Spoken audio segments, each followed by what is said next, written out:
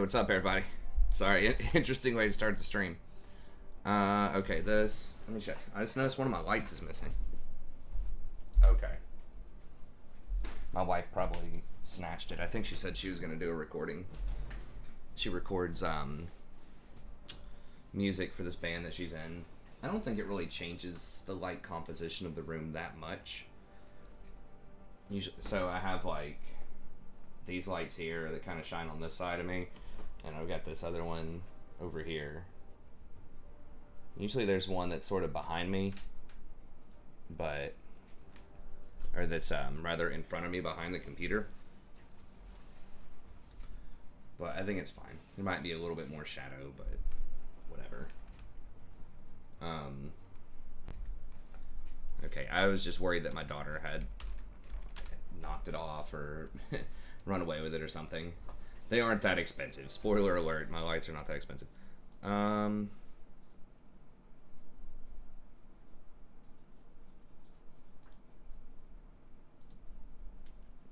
that.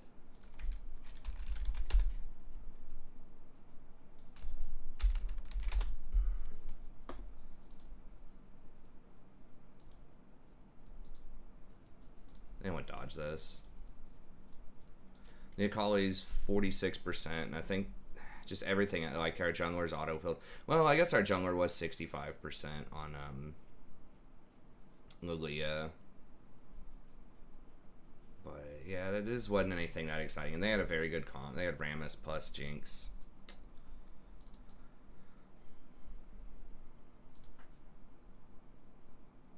What's up, Nurasake?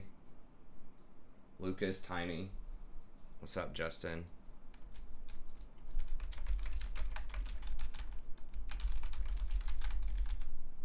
I have to hang my head in shame and go over to the other account. It's like night and day. My main account's like 46% win rate or something, or 47. It's ridiculous. And then my Smurf is like 55% win rate. I mean, that's usually how it goes with Smurfs, but the fact that they're the same elo and that's their win rates is... I think my Smurf might actually be higher than my main right now, which is pretty funny. I don't know, man. Don't know. What's up, Deshane? Now, I am probably going to make a video about it tomorrow. I can publish up tomorrow. And I did finish my physical classes today, so hopefully I can catch up. I just have some presentations with students over the next couple of days, so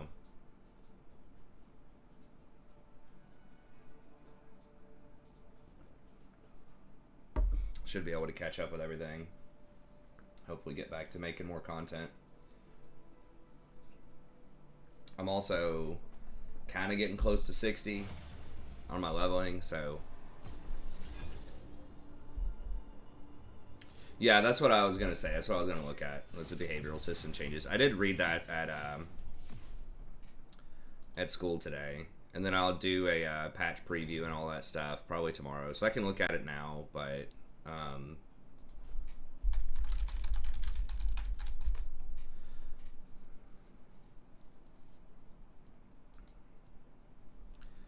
I think most of it's the right kind of idea. I teach English.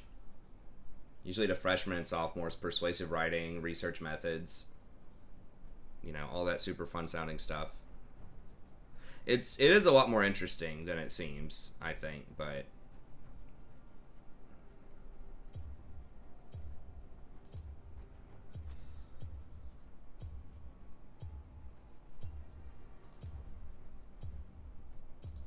this person wants... Oh, Morg's already banned. Okay. I don't think there was anything that groundbreaking. Basically, they have a tribunal system pretty much back in place that they're doing. It's not exactly that, but they are weighting reviews, and they already did this some, but I guess they're doing it more. They're weighting reports based on how accurate you are with your reports. Pretty much like the last iteration of the tribunal system before they got rid of it, where you had like a justice rating, I think, So they're rediscovering. They're rediscovering a system that they used 6 years ago that was effective. But they got rid of it because they were afraid of false positives. Same thing. I really actually don't care that much about grammar, to be honest. I mean, I notice, but it really doesn't... I really don't care too much. I'm pretty loose about it on students' papers because pretty much no one has proper grammar. I don't speak with proper grammar all the time when I'm talking or typing, so... Okay, is he gonna... Okay, so he's gonna get Fizz. Okay, this is looking pretty good. Yeah, let me just pull this up real quick. What's up, yo? So they want to reduce disruptive behavior, blah, blah, blah. Reduce frequency of repeat disruptive behavior. Improving matchmaking quality without compromising queue time and availability. Of course, it's living the dream. Reduce champion select dodges across all MMRs. So, reporting confidence. Drops Wukong, that's probably fine. They're pretty much all AD except for Yuumi, so we'll go double armor.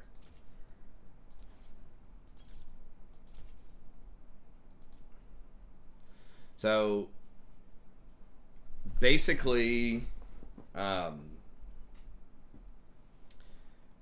it looks at all the reports someone has had, but it weights against someone else, but it weights them based on how accurate the reporter has been in the past with punishments that have been issued. So if you just constantly report everybody or just report people that you don't like, it's going to lower the effectiveness of your reports. Versus if you consistently report people that do end up getting punished, then it will improve your rating. And that means that your reports will mean more in the system. And so that's how it tries to weed out these, just people who spam reports all the time. And they're using that to try to locate toxic behavior that is difficult for automated systems to locate. And they use some examples.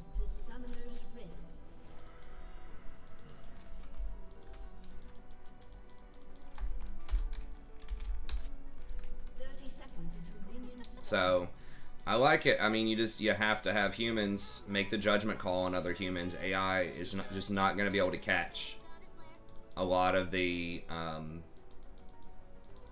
BS that people come up with to troll games. So, I like it. As I've been saying all along, they have to have something like that. I wish they would do the tribunal. Their big problem with tribunal is they didn't want people just voting punish on everything. So, this is their elegant way of trying to deal with that. But you're also not going to get a lot of people, you're not going to get as many people participating in the reports if there's not some sort of reward for it. But tying a reward to it is, I guess, going to lead to more false positives. But I guess if people are motivated enough to write the report, if it's one of the accurate reporters, then they're just kind of doing your work for you for free.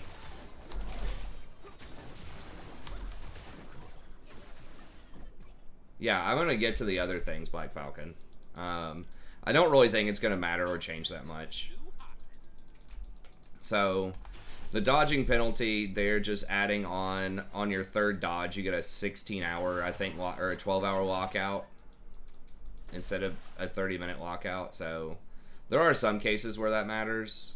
I don't think it's very often that people have 3 dodges in a day. I mean, I've done it a handful of times. But yeah, that's not addressing the problem. That's not going to improve queue quality. The thing is, they're aware of the problem. Yeah,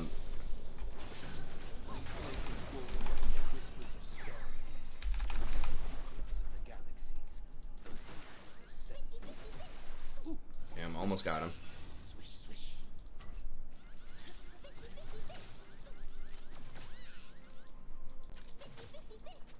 But they are mentioning that they're aware of, like, and they say perceived matchmaking imbalances. It's like, dude, challengers most of the time know, because they're talking about higher elo for that. They know what perceived challenge, like, it's not like they're wrong. A lot of the time, the people that dodge in Challenger, they don't want... People who dodge... Now, yes, there are trolls, you know, in, like, Bronze that are just going to dodge everything, YOLO, but, like, Challengers dodge for a reason most of the time. Now, sometimes it might be because they just specifically don't like somebody, but they don't want to go through a 15-minute queue again. They obviously don't. So, a lot of Challengers play stuff they shouldn't. They should actually be dodging more if they really want to win more. But a lot of them are content creators, and they don't want to sit there with a 15-minute dodge on their stream. So I think their thoughts about, like, the motivation of people dodging are not necessarily accurate.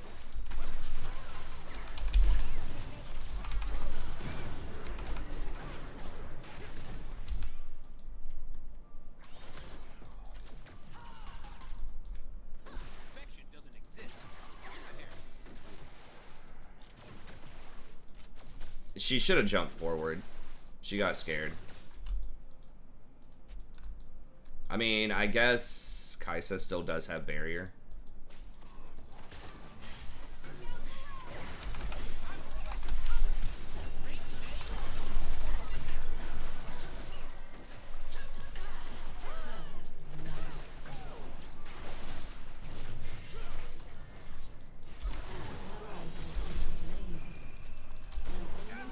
Damn. It's like 1 second away from the fucking Yasuo rotate.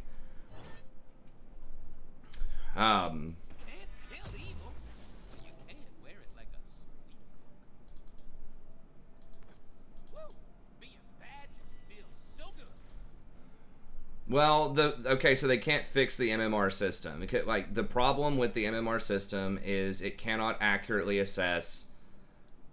It's not going to match people. It cannot match people by their one-trick proficiency. That's basically it. Like, one-tricking is what ruins the system. But, and they've said that, or they have acknowledged that's a huge problem. And I've said this over and over and over again, right? If you want good integrity in the matchmaking system, you have to reveal the nameplates of your opponents. That's it. It's that simple. But I don't think they're going to do that. Because the most lopsided games are where you have someone who one-tricks a champion, they're on their one-trick, versus someone who is off-rolled.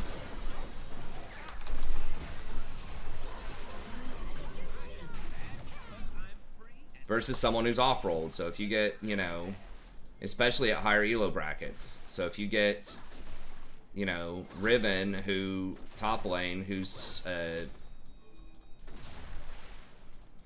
you know, Revenge playing Riven or something like that against, you know, an auto-filled person playing Malphite top.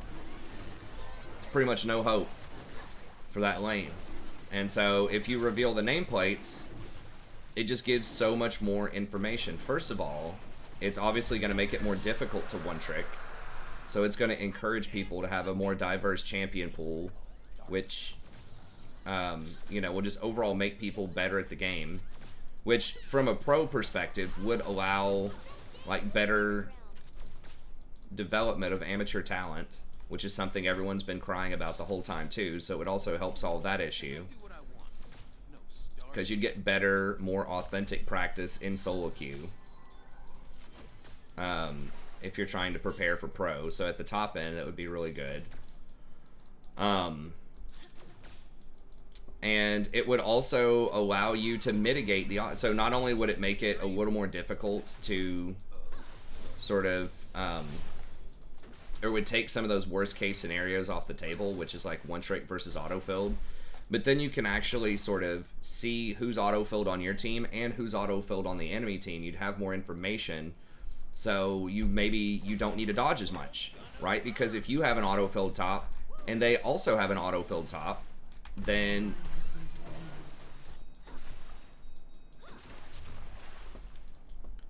you may not need to dodge, you know? Because if you don't have that information and all you know...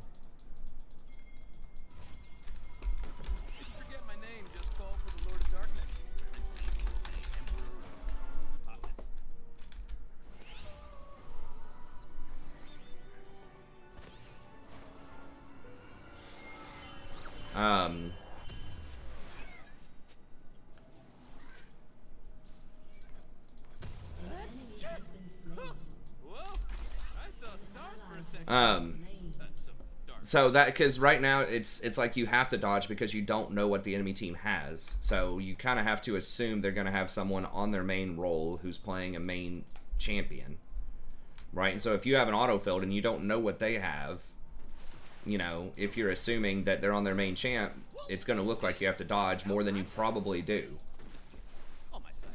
And you could help people out who are autofilled, right? So if your top laner's autofilled, you can give them bans, right? You can see, okay, their top laner plays these 3 champions. Let's help out our top laner who's autofilled. Let's ban their top 3 champions top. Instead of just banning random stuff every game that a lot of people probably don't even play. You know, people just randomly ban Yasuo because they hate Yasuo. There may not even be anyone on the enemy team who plays Yasuo half the time. There probably isn't.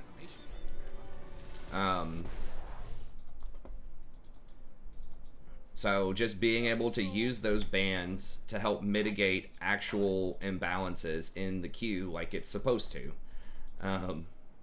So that's why they really need to just reveal nameplates like they do in Pro, like they do in Clash, because it adds more competitive integrity to the game. Will they do it? Probably not, because it's in the short term.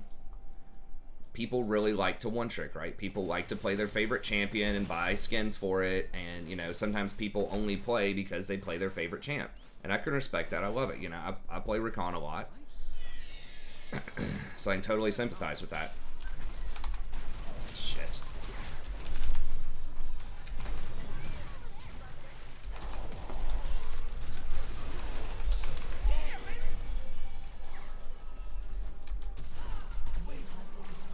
How the fuck did she catch up?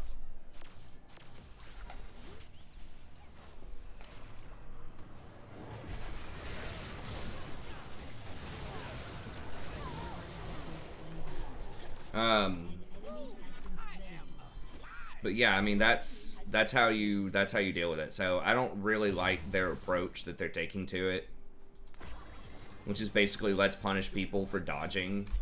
Because then you're just adding more randomness and you're like compounding the problem. Now people can't dodge games where they should dodge, which is going to lead to more negative behavior.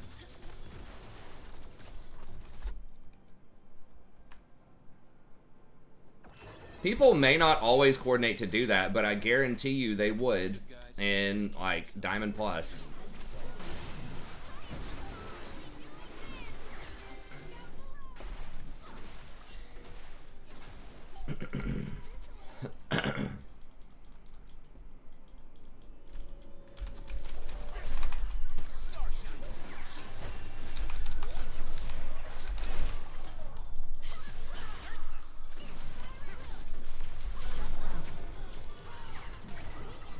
Fucking hell, are you kidding me right now?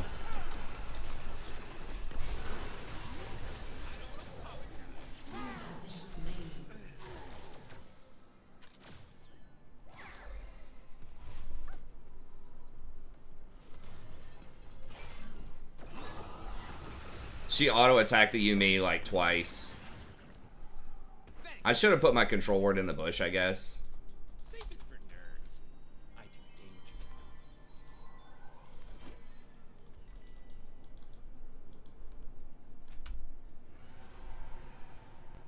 Dude, shut the fuck up. God damn. I gotta mute all.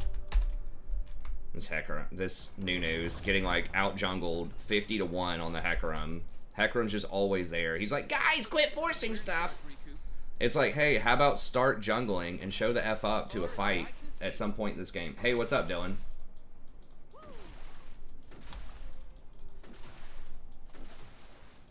Well, but I don't know what you mean by WoW.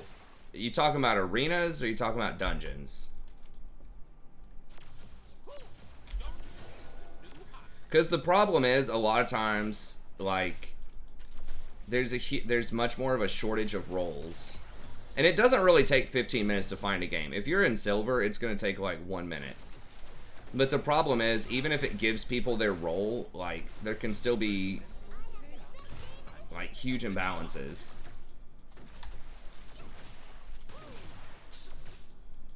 Well, it's not even that Hecarim's broken, it's that he's there. Like, Nunu has just as much mobility with his snowball as Hecarim does early. It's just the Hecarim's out jungling the hell out of the Nunu. Like, every time we have had a winning fight, Hecarim's been there to turn it around.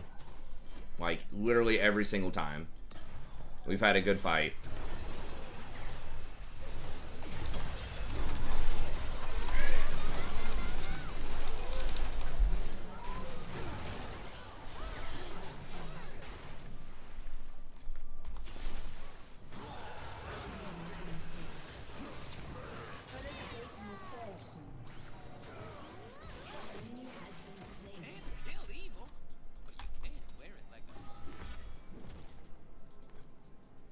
Hecarim is good, but I think it's more of a player than a champ thing here.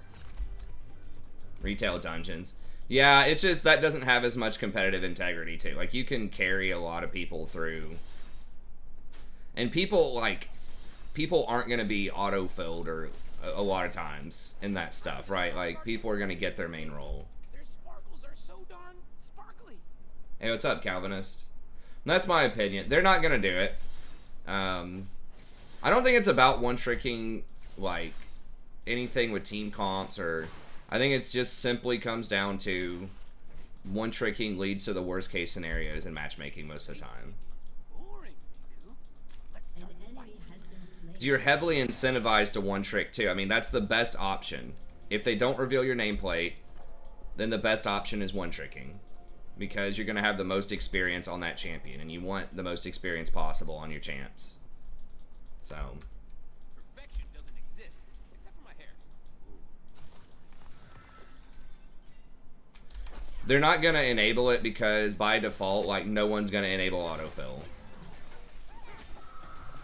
And it would increase the queue times by a large amount. The thing is, most people don't have 15-minute queue times. That's just Challenger.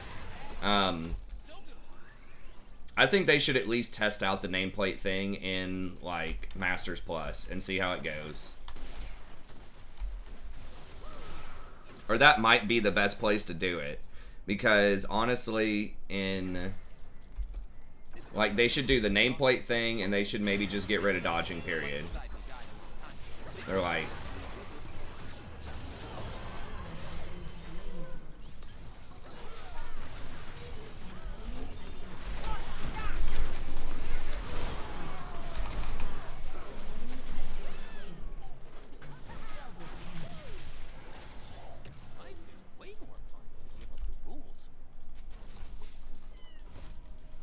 Are we gonna be able to get this? Okay, maybe we get this. Forgot Trist has the really fast tower breaking.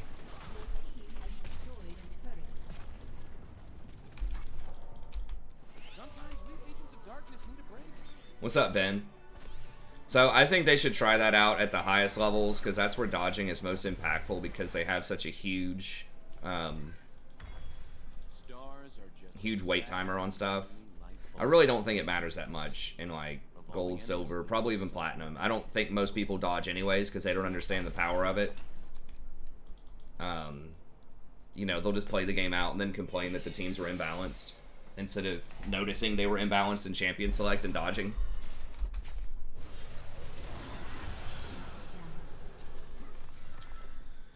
Yep. Who could have ever guessed they would be bottom to collect this dragon in the time that I mentioned they would probably be bottom to collect the dragon? I guess I should have pinged her back. Just want to make sure I get some of that experience. We're down.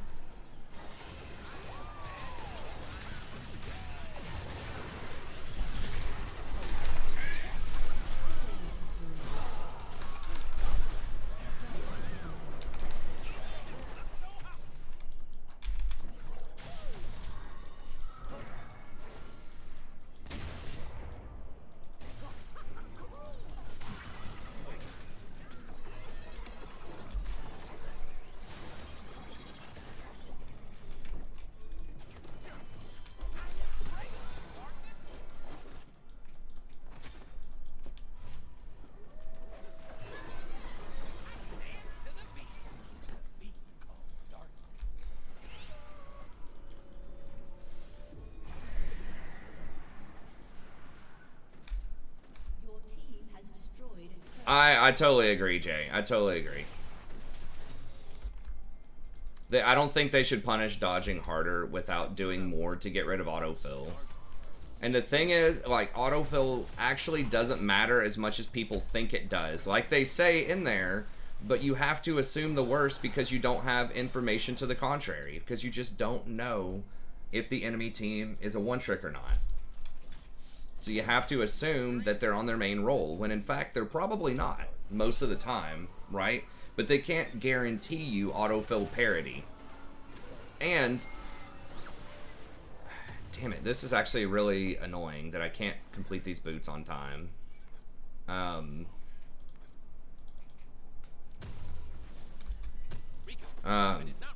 How they define autofill is that's your third choice of role. If you get your second role, that's not called autofill. That's just, you got your second role. So they don't even match for that. But that is just as big of a gap most of the time, right? If, you know, I'm playing support and then I get my secondary as jungle a lot of times, that's a... Now, I've actually practiced jungle a decent amount, but that's a pretty huge drop-off for most supports. But even in ADC, if they get, you know, off-rolled as mid laner, that's a massive drop-off in power. Anyone that's not on their main role, sometimes not even, like, not their main champion in their main role, is going to be a massive drop-off in power. So...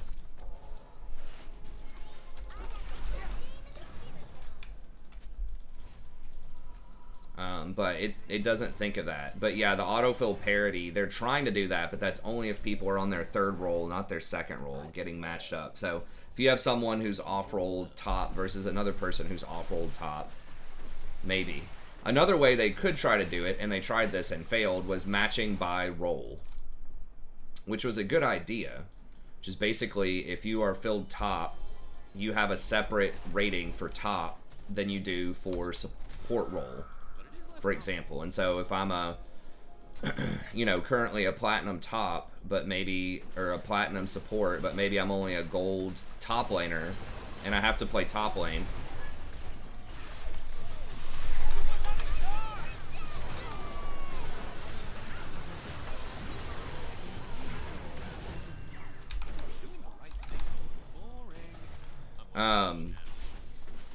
Then that would be more accurate matchmaking, because people really, their rating, or let's be honest, their rating for 99% of people reflects how good they are on their main role, not how good they are overall at the game. So matchmaking just can't matchmake consistent games where everybody's rating is reflective of how they can perform in every game. It just doesn't have that kind of predictive power, because people don't get their main role and their main champion every game. But the problem with that system, in theory, was that a lot of people just were not motivated to play hard when they were on their off role. I still don't think that problem was as rampant as everyone made it out to be.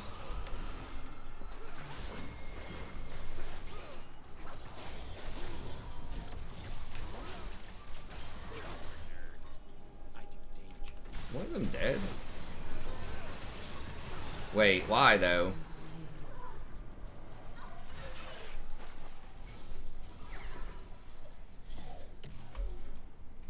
I mean, I was sitting there pinging the cooldowns.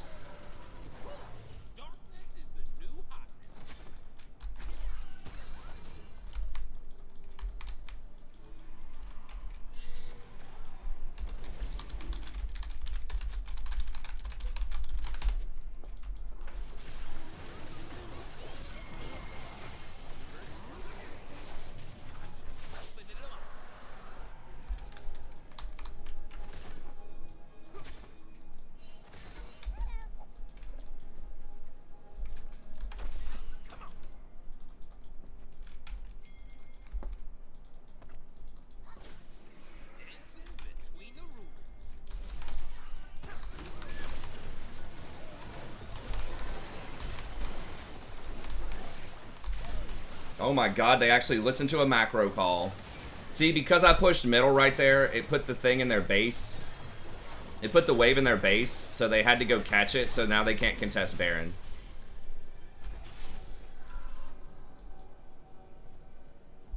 We also had pressure bottom, so.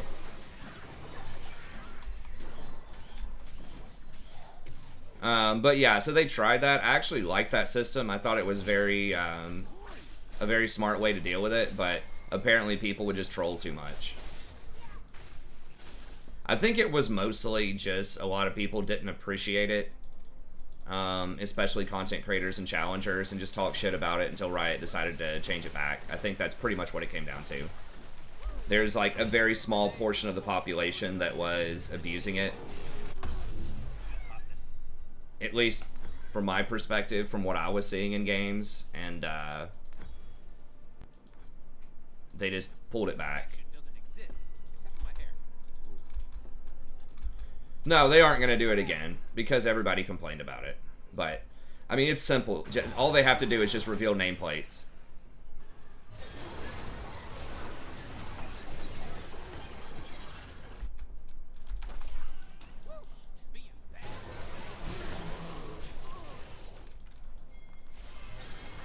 Dominating. Ally has been slain. Shut down.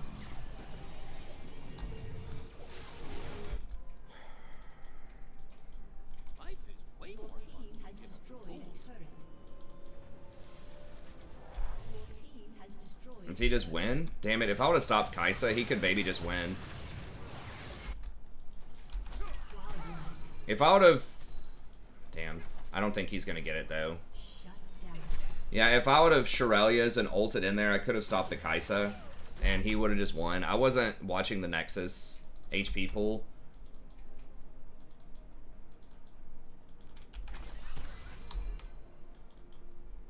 Yeah, the role swap thing was a thing, too. I forgot about that. Then I embrace the dark.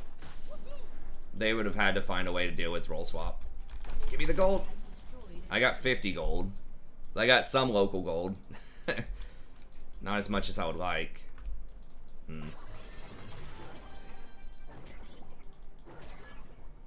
Well, yeah, people would be mad about it at first, but eventually people would diversify their champion pools a little bit. It's one of those things where it's not going to be something, you just got to do the right thing. Sometimes doing the right thing for competitive integrity is not going to be everybody's favorite, right? Everyone would just magically love a fair match-made game, and they play their favorite champion, and they get their main role every single game. But that's just not going to happen. But that's what needs to be done for the integrity of the game. That's why in Clash they show you the nameplates. That's why in Pro well, you're gonna know the names of the people anyways in Pro, but they know that. That's why in Clash they added the nameplates. It's just, do they want to favor having better integrity with their ranked? Okay.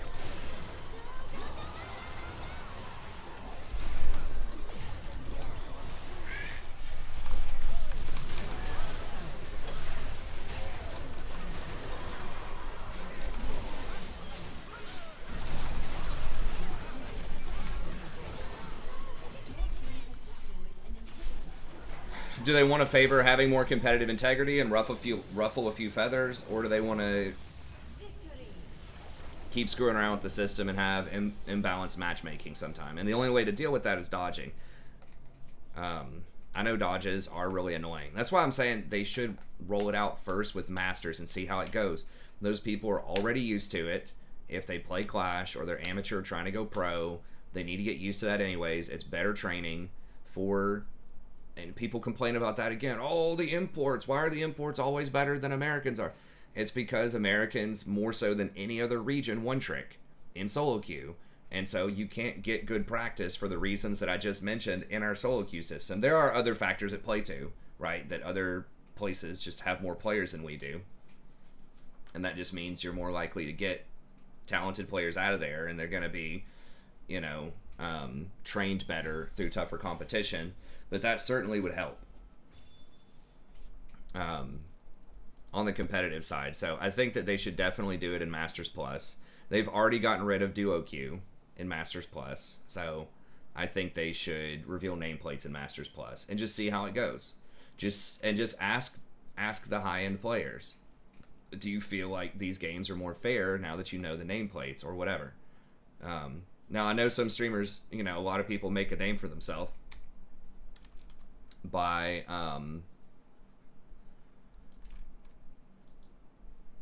one tricking, but I mean, there's just not going to be a really easy like way to do it, you know.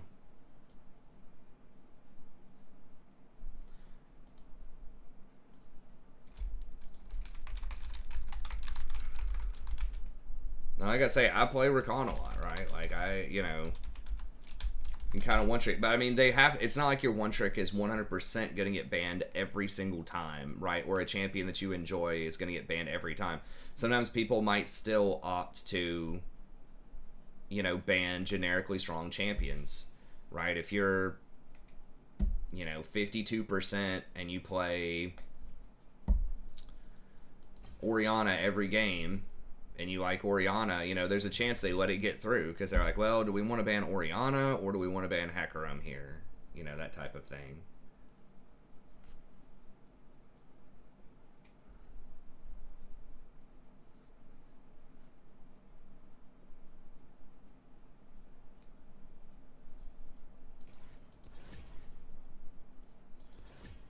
Yeah, I mean, if the thing is, like, the solo queue, the one-trick environment is just so different from what you would normally play in competitive that because of all these huge imbalances that I mentioned, that it's just not good competitive practice.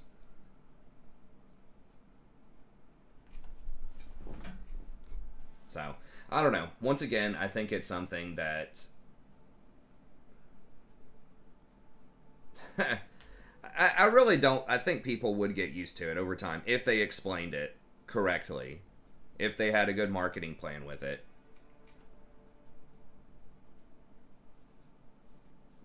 They already do it with Clash. Clash is wildly popular because it seemed to be more competitive. And they do it in Clash.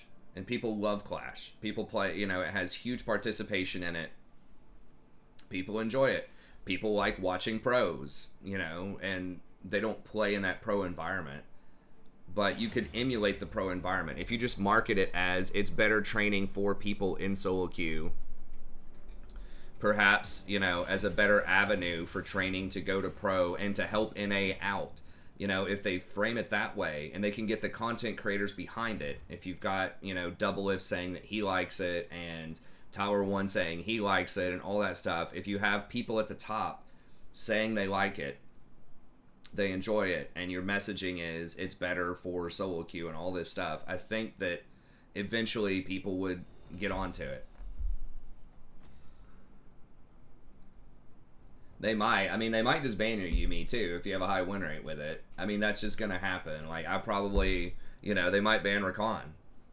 On my main account, they probably wouldn't, because I would have a negative win rate.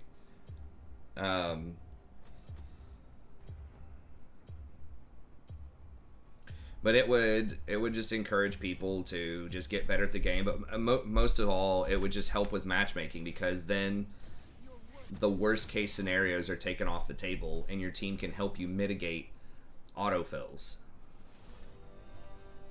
Right? Someone could say, "Hey, I'm autofilled top. Help me." Right now, is your team always going to do that? Probably not, but maybe. You know, maybe they can, if they were just going to generically ban something random and they don't know what to ban, look at the nameplate of the enemy top, ban one of their champs. Now, yeah, it sucks if you know, you got target banned out.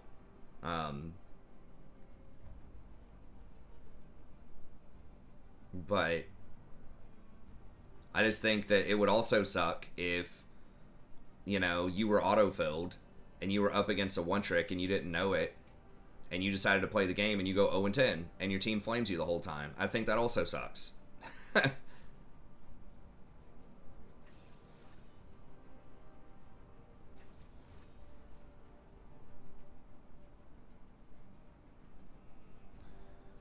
Because I think people aren't as bad as it seems in solo queue most of the time. I know, hot take. But the reason that people seem bad most of the time is they're not playing their best champ. So it can feel like, how the hell is this guy in Platinum he just went 0-10. And then you go and look, and you're like, oh, it's because he's not on his best champ. And, you know, yes, people do that to themselves. A lot of the time, right? They'll just play something YOLO that they don't know how to play. But sometimes it's just because they're off-rolled.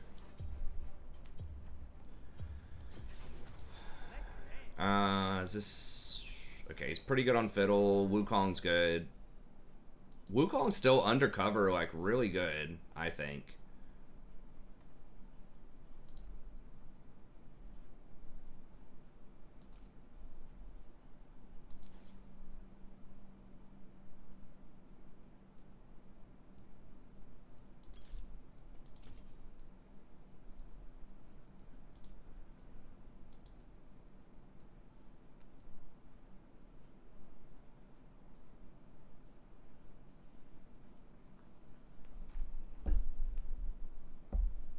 If ranked is so bad, why not play normals? Well, normals are worse in terms of matchmaking, first of all, because you can actually literally have someone who's a diamond in solo queue playing against a bronze in normal because it has a different matchmaking system.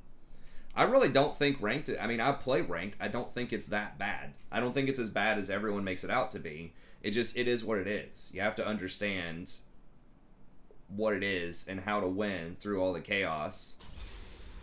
And you have to dodge. Like, that's it. You have to dodge stuff where matchmaking has failed, right? Where it's you get that one trick versus, you know, whatever else, versus autofilled top.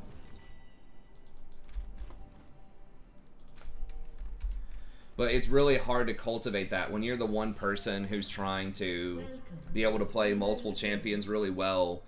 Just overwhelmingly the statistics back up that you're going to have a lower win rate overall on your account than somebody that just one-tricks a good one-trick champion. So you're not incentivized to learn how to do that because you're not going to win as many games. Even though that would probably make you a more well-rounded overall player, you're not going to have as high of a win rate if you do that. If you try to play multiple roles a lot, you're not going to do as well as someone who plays a single role, and particularly someone who plays a high-powered one-trick champion. That's unequivocally the best way to climb in solo queue. Is have a very good one-trick champion. I have several guides about that, about which champions I think meet those criteria and what those criteria are. There are like 7 different criteria that I look at in those videos for what makes a good one-trick. Okay. For what makes a good one trick, and that's the best way to do it. And it's proven time and time again that if you have a narrow champion pool, either straight up one trick or you play 2 or 3 champions in the same role, that's the best way to go. Humans talk about their treaties. We talk about their lies. And that's not going to change unless they change different things. I mean, changing the dodge doesn't like really affect one tricks that much. It's if you're playing a good one trick, you're going to get your one trick most of the time. Because you're not going to pick stuff that gets banned all the time. There are a couple of exceptions to that, but...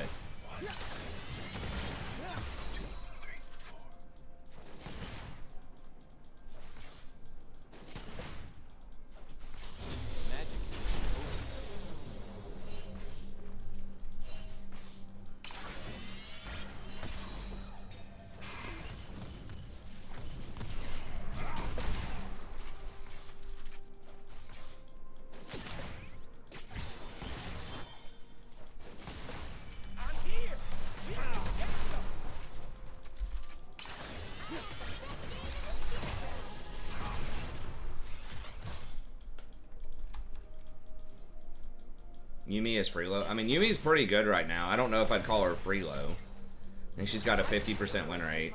She's very good. I mean, we beat her last game. She's very good if she's in the right situation.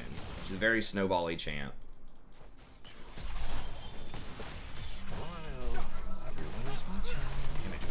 Missed him twice on those W's. It's not good.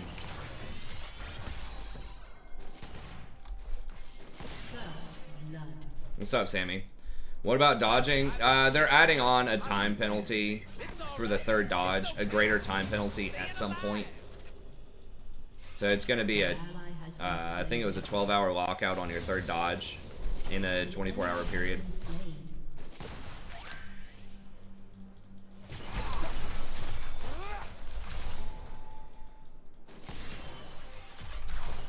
I have to keep going for these trades though, because I do eventually need to get my wards. Why is it taking so long to get back to the action? Why do so many people play you? I don't think a lot of people play her. We just had 2 in a row. I think she's probably got like a 5% pick rate or something. I mean, she's a cool champ. I actually kind of like her. I just don't think she should be permanently attached. I think that's all they have to do. Just make it to where her attach is temporary. She can still do it often, but she does have to come off sometimes. More often. I think that would make it so much easier to balance her. Then you could lower her mana costs on her E and do all these other things that would be helpful.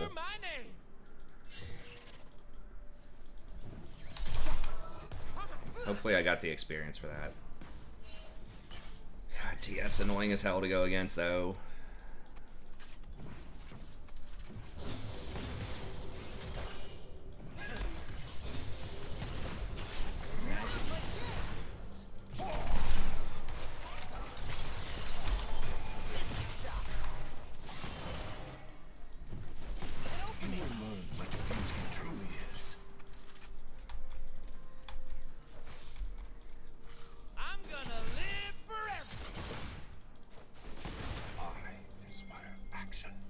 Okay.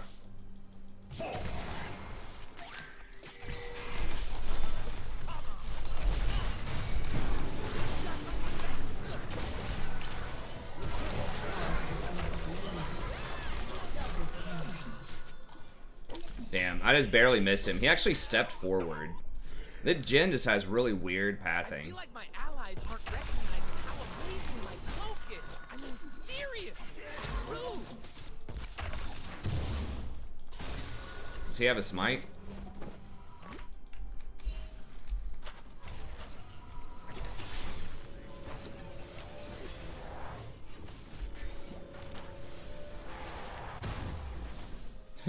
Pretty much. Yeah, if you dodge 3, you're done with the day. I mean, they're right. They're just not going to do what they have to do to fix the problem, I don't think. Because it's going to be wildly unpopular at first at lower elo brackets. I actually think that Masters Plus would really like that change a lot. Especially people that are pros, or ex-pros, or semi-pros, or whatever, that are involved in the scene.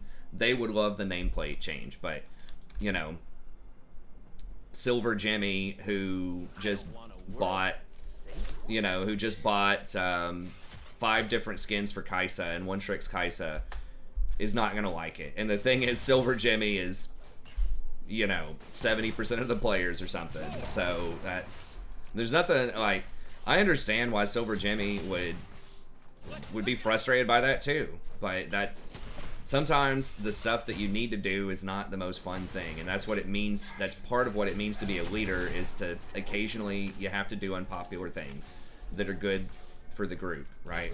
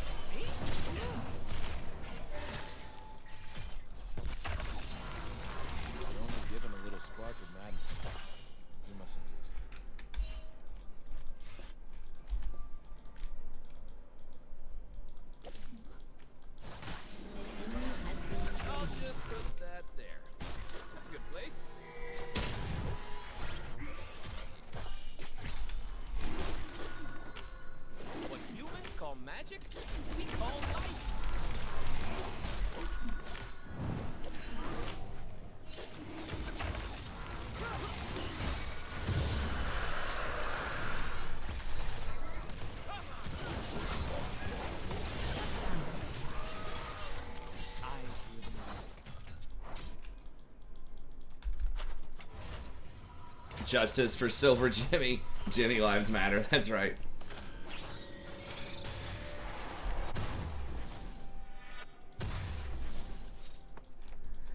Who though? Like, I'm trying to think of a top-end content creator that would not want better that would not be willing to sacrifice whatever their one trick is, potentially, in order to play, in order to have a much more fair match-made queue. Because a lot of them, not all of them, but many of them are trying to go pro, or they would love the opportunity to go pro.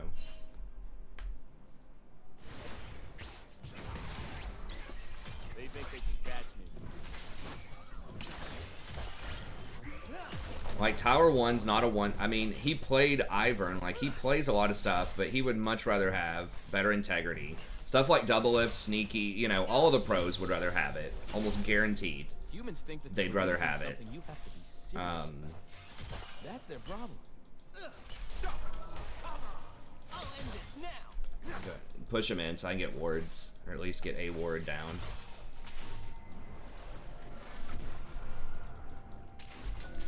Rakan, doing his An job. enemy has been slain. I don't do safe.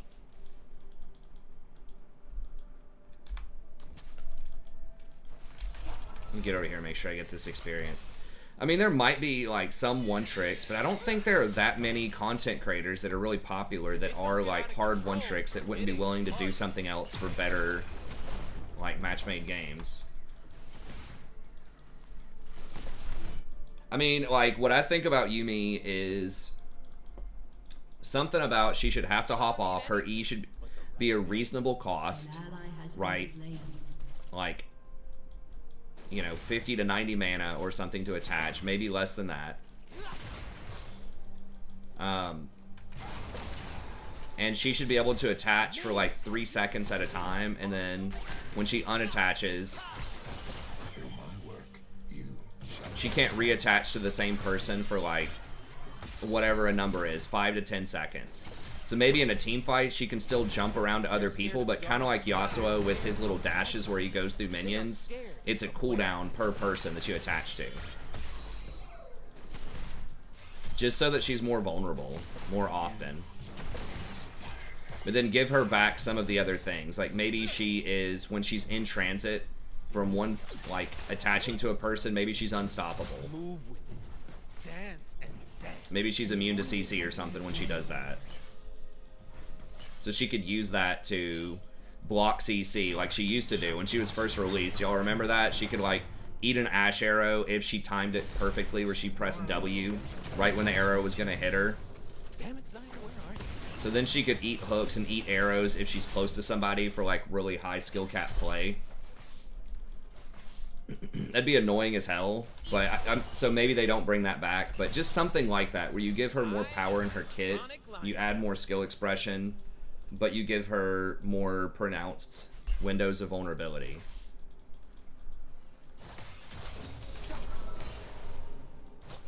Using the W on the wave is a little greedy, but Situation. Thankfully, I can improvise.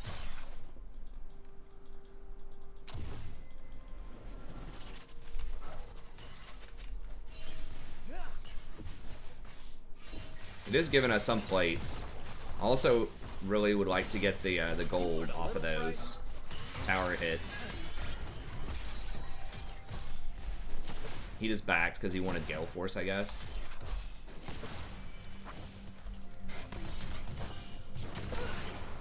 We don't know where TF is. One genius that ain't crazy. Okay, he's mid. Fiddlesticks is topside, and he's most of our gold, though, so... Gotta get myself hyped. Okay.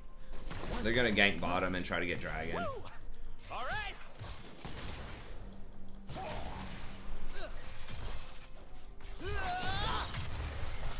Ooh, I don't know if I'd do that. Maybe he's just trying to clear, but They ain't ready for what I'm bringing. he's not doing Essence Reaver. An enemy has been slain. I don't think we can kill him. I mean, if he pokes him out, but he's low on mana. We're just back to Ezreal just not doing any damage for the first 20 minutes if he doesn't go Essence Reaver. I really don't like how they nerfed Essence Reaver. I thought it was a cool item.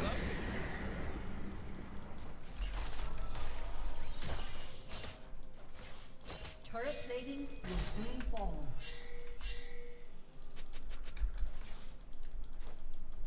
I dance because I'm free. An enemy has been slain.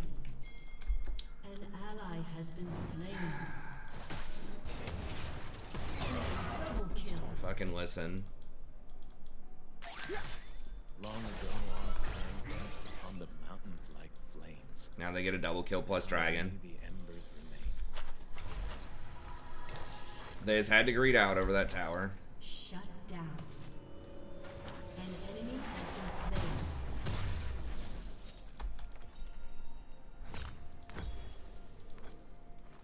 I will walk in. I will dance. They will part.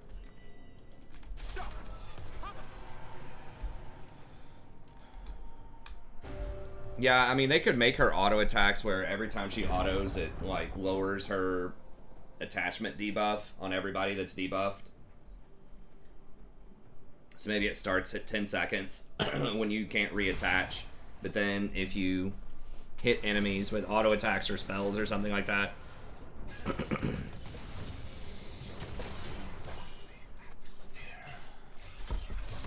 Man, some girl came up to me in class today and she was just like, hey, I just want to let you know if I look really tired or out of it, it's because I have strep and mono or something like that.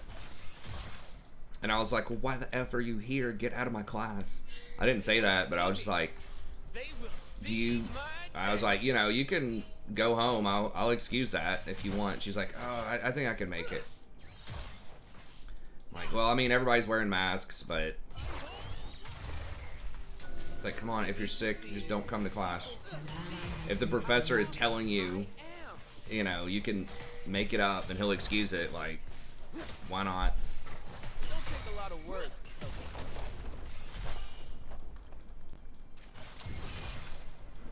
An enemy has been slain. You don't see the issue with how Yumi currently is. She's extremely difficult to balance because she's pretty much invulnerable late game.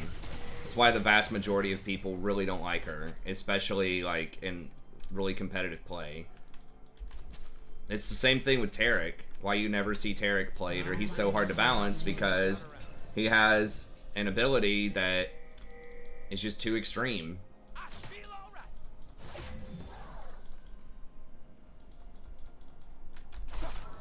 Come on. Oh, yeah.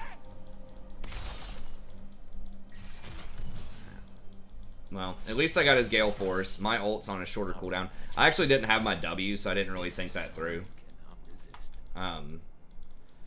Yumi's not. If you listen to pros, like, that's up there with, like, most detested champion. You will learn what beauty truly is. And, like, most difficult to balance. Because they could give her more power. They could lower her cooldowns, make her, like, more viable in solo queue if they just nerfed out the most ridiculous part of her kit. I mean, she's kind of like... It's not the exact same thing as Tom Kench, but it's the same type of thing where, you know, one aspect of her kit is just so strong that you just can't give her anything nice in the rest of her kit. Or it's a lot harder. I wish he would have broken the Sejuani with the E first and then feared instead of...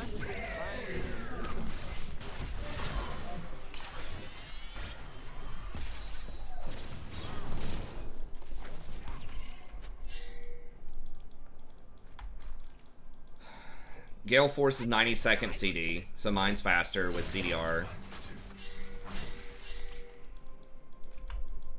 Wukong's hard winning top. Wukong is probably one of the most underrated champs right now. He kind of always is. Really underrated. I can't wait to see what I'm gonna do. He almost always has a 53% win rate, and just nobody ever plays him for some reason.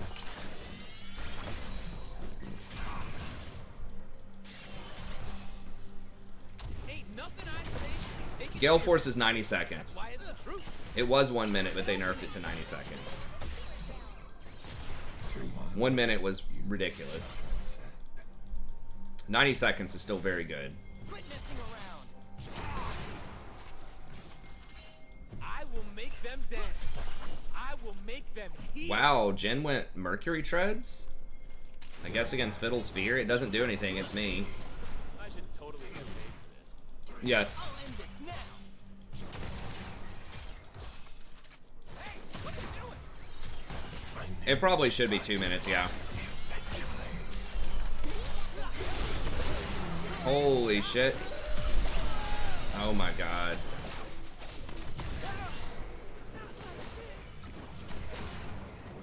Enemy double kill. Was it Jin last time too who stepped forward?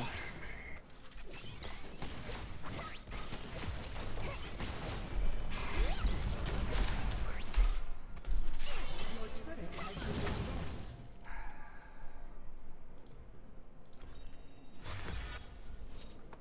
I think it was earlier this game that Jin just has like really fucking weird pathing. I do not wish to kill the mortals. I want them to hear the music. Oh, let me get my sweeper here. Ezreal's just freaking worthless, man. Unless you're just God mode on Ezreal, he just, as you saw, he just gets one shot. Destroyed. I'm so fine, I gotta kiss myself.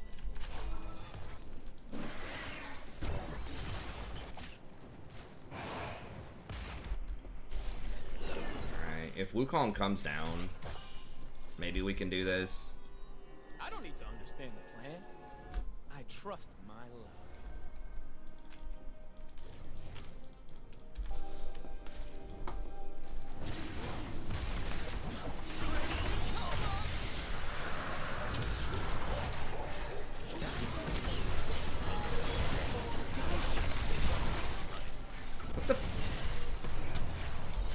What the actual fuck just CC'd me for like 30 seconds? Enemy has been slain.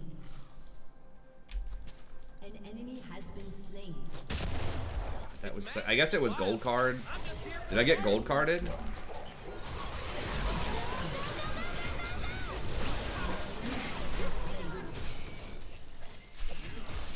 Guess I should have maybe taken Mercs. Oh, Camille ulted me. Okay. Destroyed a turret.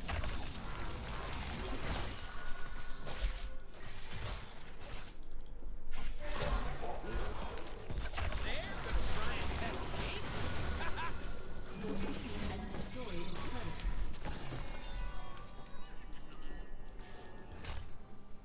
God, it was so annoying. So I had this really juicy hit on the Sedge, but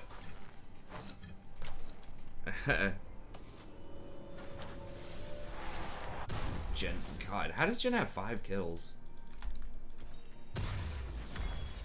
I guess he has kill secured literally every kill in the area. I've only died once. Ezreal's only died twice.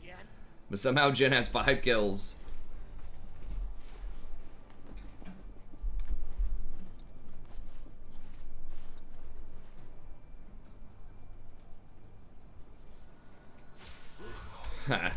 Fun. I need some. Yeah, I mean this particular student, it's a sad case with this one because she I mean she wants to be a trooper and I can tell she's going through some stuff this semester. She's been sick multiple times and she definitely looked sick. I don't think she was making it up. But she just has not done a lot of work. So I think she's hoping that maybe I'll just pass her just because she's trying to tough it out. It's like, I mean, I can respect it and I can extend deadlines and stuff for you, but you have to do the work, you know, to pass at a certain level, you know. I am definitely more confident in those situations. So I've emailed her several times. I'm just like, hey, like, you want to turn stuff in or what? Like, that's the one thing, you know, I can't really work with you if you don't submit anything. You know, when the action's coming, I am Vestaya. I can get, you know, I give extensions all the time for stuff. I try to hook people up, try to help them out. I know life's tough out there, especially during the Rona. I think there was a ward there, right? Yeah. But you still got to do stuff. An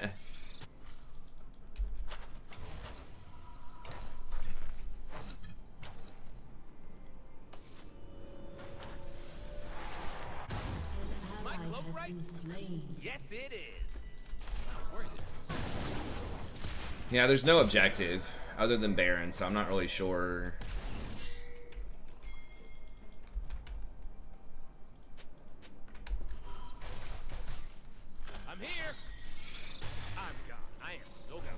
Oh, I think I'm on top chat.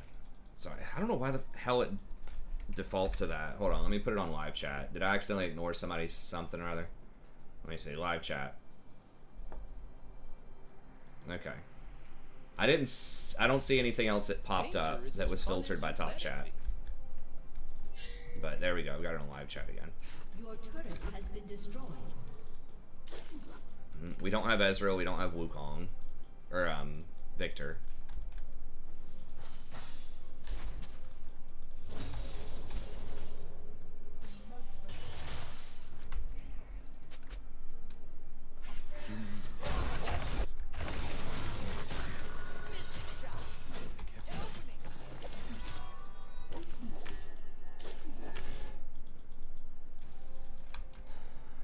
Just trade, Baron for Dragon. I don't want a war, but I want to be free.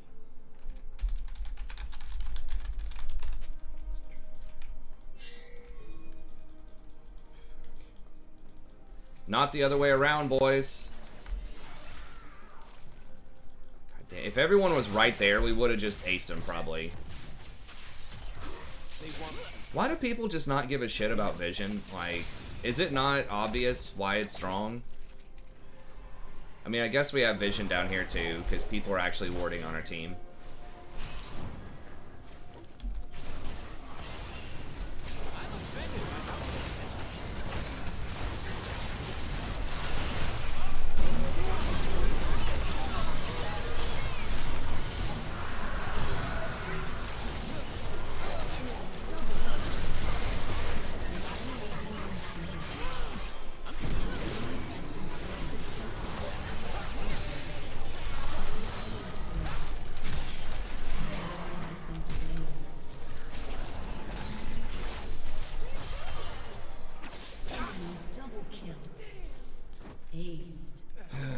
Well, now they probably get Baron.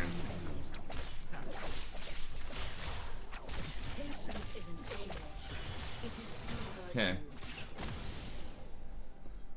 I don't know how they'd figure top chat. Must be people who get banned a lot or whatever from other channels maybe don't get the top chat priority. I don't know how they figure it out. Maybe certain keywords get filtered out, like noob or something like that. Bring it all. Yes. It's really ambiguous what they mean by when you enhance an ally, empowering an ally. Anything that puts an effect on an ally would count. So yes, Sona's auras count.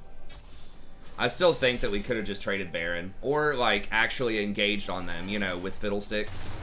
When they walk through this area, like...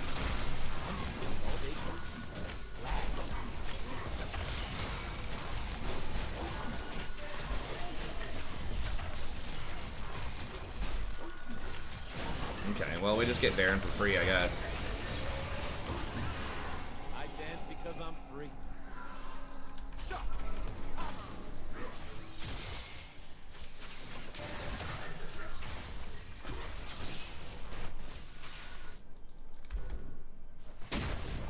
Well, yeah, I do respond to old messages, though, in general, just because sometimes I can't catch everything when they're saying it immediately.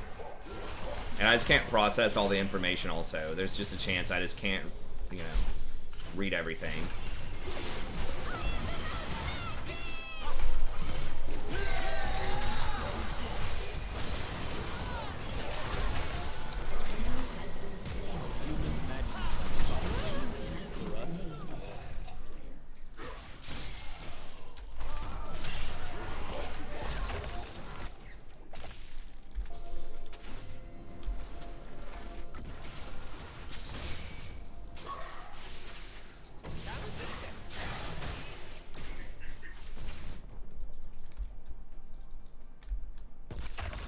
Okay.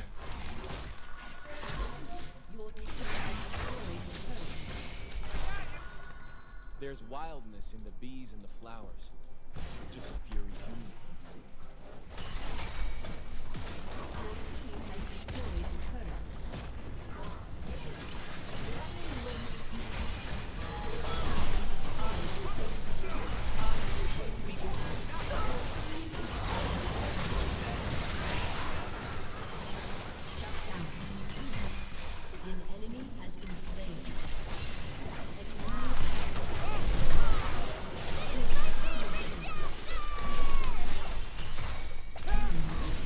Holy shit. Dude, the CC though. What is this CC? Oh my god. I should have definitely done Mercs this game.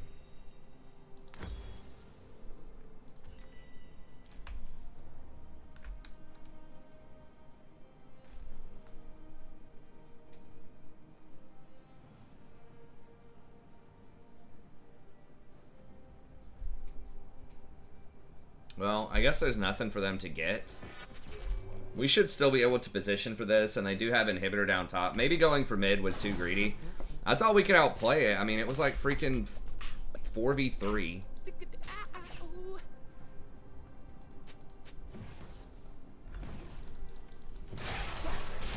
Need grievous wounds. Okay. I guess Fiddle has it. He was dead, though, or he wasn't at that last fight.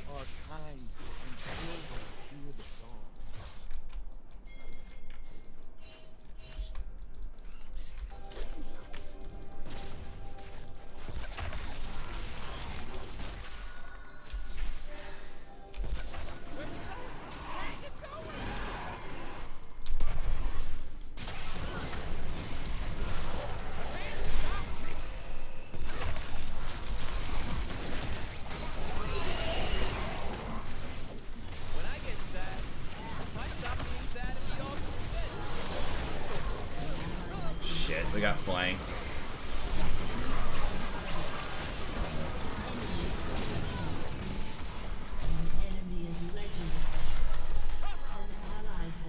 I need my love to hurt.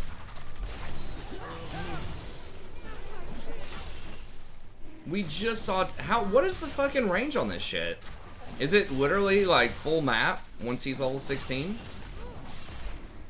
Because we just saw him top.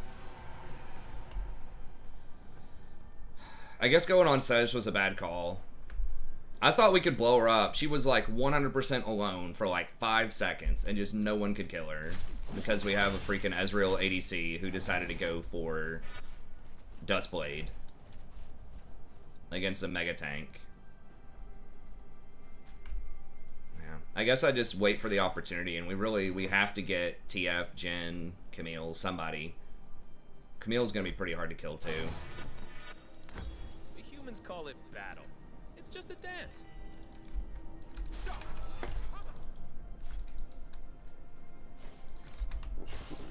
Damn, we really needed that. It's really the Camille flank on the Ezreal was bad. Maybe I should have just hung back with the Ezreal. I was just thinking, obviously, if we kill Sejuani, they can't smite Dragon, and we get it, but...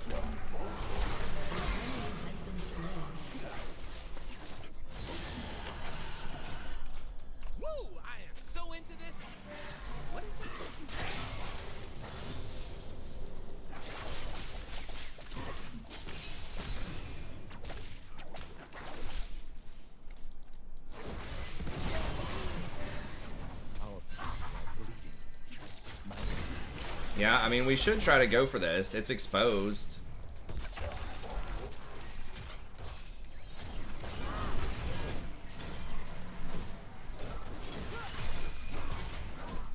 Okay, Rakan. Let him watch.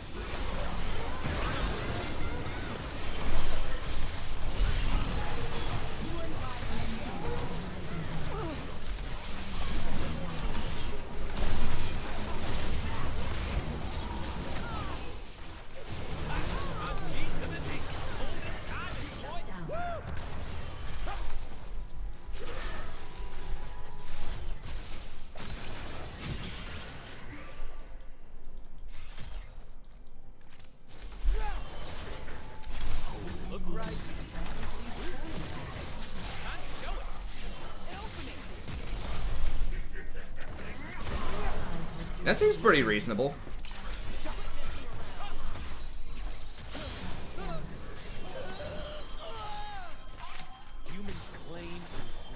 Seems pretty reasonable. Fence us away. Cover the refuse.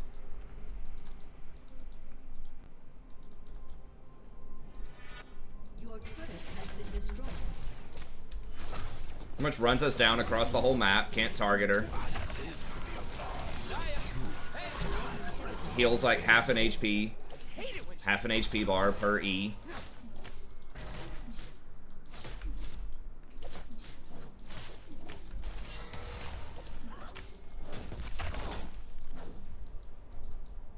It's all filthy and Yeah, I mean, it's the same thing that I pinged earlier. It's the Moonstone and Staff of Flowing Water. Why? Because we can't kill him. He still had Hourglass, and Yuumi heals him for, like, no joke, like half of his HP per E.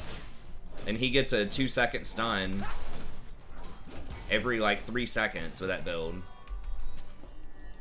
I mean, his cards are almost one-shot territory. If he gold cards and then wild cards, it's probably, like, over half. it's a revolution. And it's good times. Okay, there goes his ult. God, this Sejuani's just always out of position, but we just can't punish it. Because Yumi's just going to attach and heal her. Their treaties. I mean, this is a situation where it like goes late game and Yuumi just feels extremely oppressive.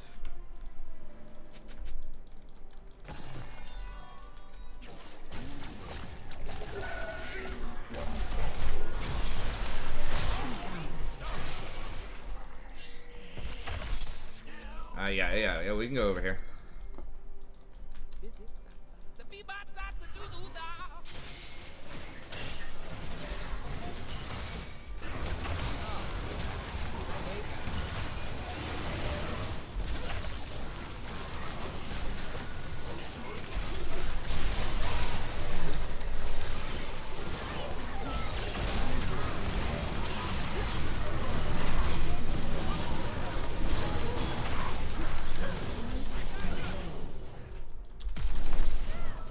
I think they underestimate my charm.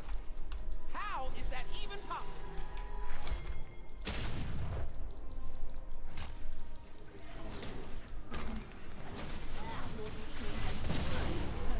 Yeah, okay, I think we just end. Oof. Jeez.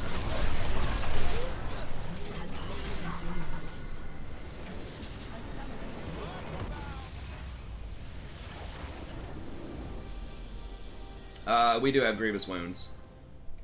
It was on the Ezreal though, the Morellonomicon. But yeah, I mean, he's just so fast, like... I mean, we did give him a quadra kill, like, right before that. So, I mean, he had a lot of gold.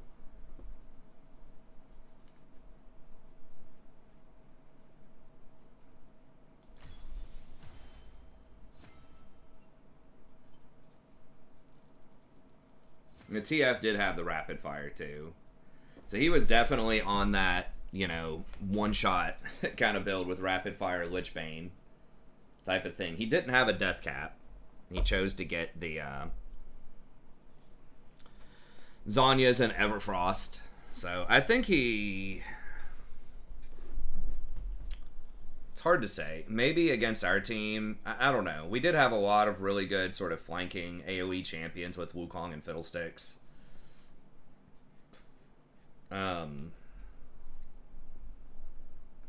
So I feel like he maybe should have gotten Death Cap instead of Hourglass. Like, Hourglass is cute, but if you're going that build, like, you're already going to have so much range. And, like, I guess he's trying to deal with the fear by having Mercury Treads, but we have so many squishies on our team. I would have probably just gone Sorcerer Boots. Sork Boots, Death Cap. I think this is just a case of him just being too cute with too many of his items. But, I mean, obviously he was super effective near the end, but... But he never, like, used it, really. When did he Zhonya's that was, like, high impact? You know, when he was chasing us down lane, I guess he used it to dodge one tower shot at the end, but I think that Yuumi would have saved him anyways. So I don't know. Yumi is definitely a problem down the stretch there, but I think, you know, we were able to catch them out. Sejuani was out of position a lot, and anytime we killed either the TF or the Jhin, we got a big play. Especially when I was able to peel the Camille.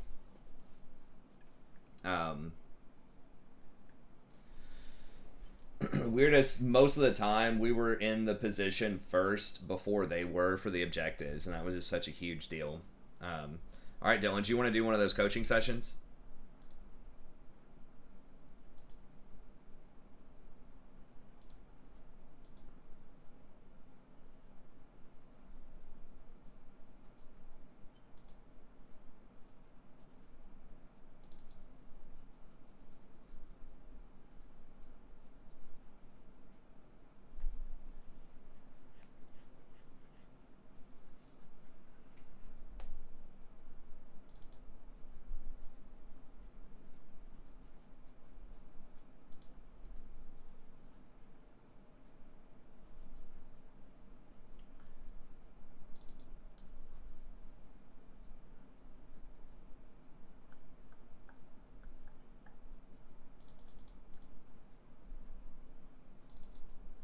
Okay.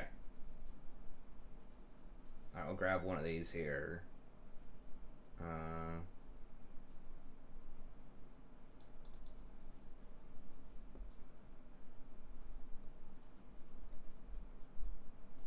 There we go. Sorry, I was hunting down the email. Okay, so we're on the third one.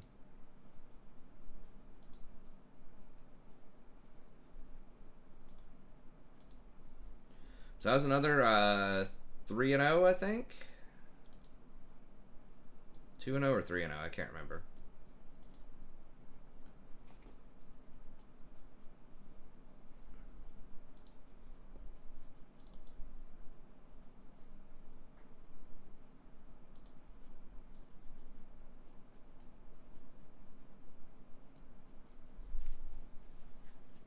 Trying to get to 10-0 on that TSP Smurf account. That would be fun. I think I'm at 9-1 over the last 10 games on that account.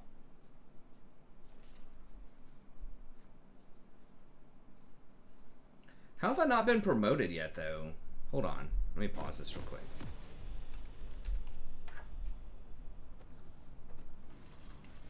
Because I wasn't in negative from dodges. So how is it possible? I mean, unless I'm literally getting 10. Even at 12... Even if I get 12 LP per, I should be in Platinum 3, because how do you not gain 100 LP off of 8 or 9 wins in a row? Unless I'm forgetting something.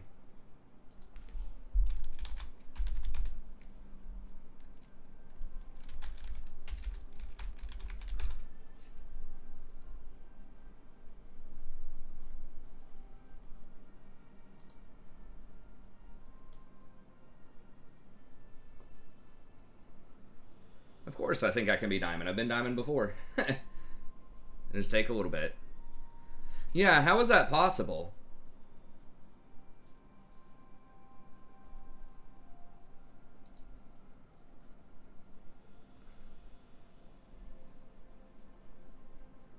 I'm like 99% sure I was not at negative LP from dodging, because I just don't think I've dodged that much. So how do you win 9 in a row at and have 92 LP? Oh, u.gg shows you the gains. I guess maybe I dodged in between on the way up.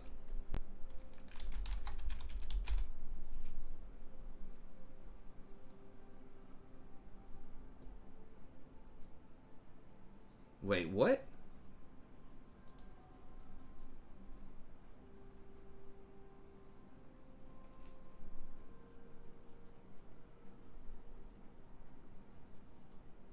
How is this negative 7 LP? That's got to be a bug, right?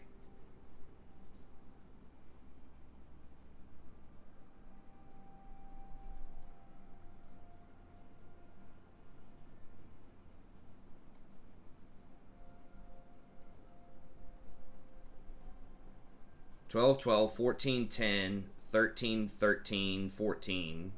And that was a day ago.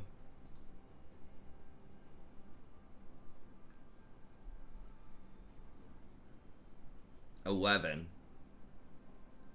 And why the hell am I getting 11 and 12 with a 54% win rate?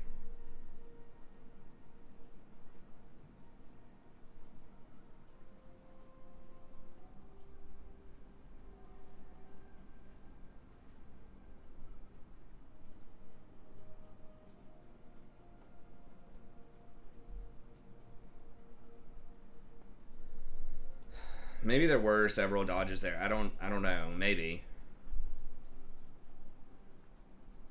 But I don't know why I'm still only gaining like 11. Like, I'm literally, this was the 9th game in a row that I won, and I'm getting plus 11.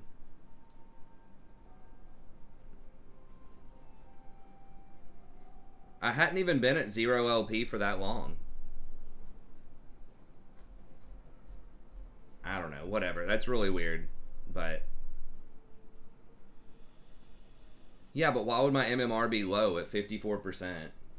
Like, win rate overall. I mean, how many games do you have to win in a row before you get more than, like, plus 10, plus 11 per game? I don't know. Whatever. I mean, all we can do is just keep trying to win.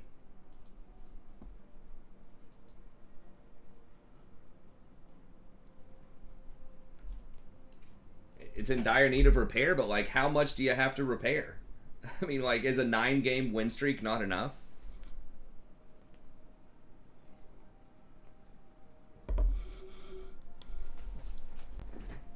I don't think I had a 9-game loss streak in a row.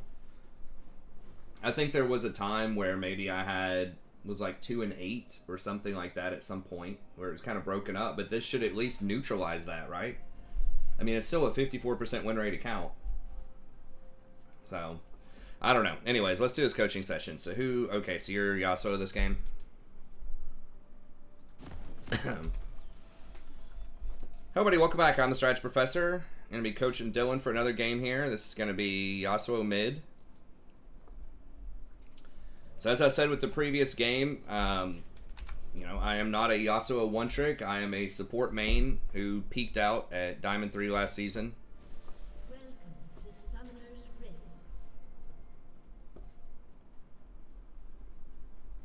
Rift. So we're going to be focusing and trying to help out a lot with just ideas about, you know, positioning, rotations, you know, shot calling, decision making, things like that. So I'm not going to know the intricacies of like his specific mechanics or like specific matchup breakpoints and things like that. So if you're looking for super technical things like that, this may not be the place for you. But I think I'll still be able to give some good advice that can help Dylan out. And if you're watching at home, hopefully they can help you out as well. So let's go ahead and get in here. And I believe this is Silver Elo, and this is patch 11.8. And if you like this coaching session, you want to see more, just check it out. I'll have a playlist linked in the description. It'll have over 250 coaching sessions on the channel, most of which are support, but some of which are other roles. So you can just kind of flip through and see your favorite games, and you can always access those for free. If you would like to commission a coaching session yourself, just email me at thestrategyprofessor@gmail.com. Or stop by the stream every night, usually starting around midnight Eastern Standard Time, going till 2:30 or 3 a.m. Eastern Standard Time. And it's just $25 if you're not a channel member, and $20 if you are a channel member.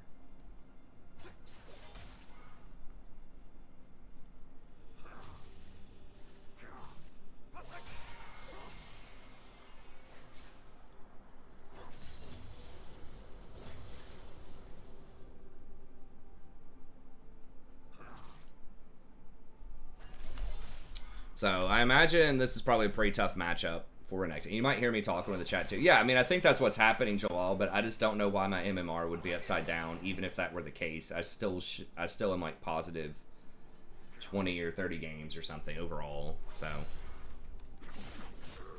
I think the system just is very heavily like recent bias. It's just kind of weird, but anyway, it doesn't matter. Okay. Oof.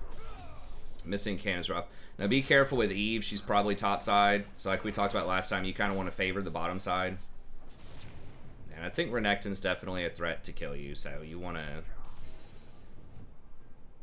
He has pretty high base stats early, and then he just does a lot of base damage even with no items. So it's kind of a troll counter pick to melee mids.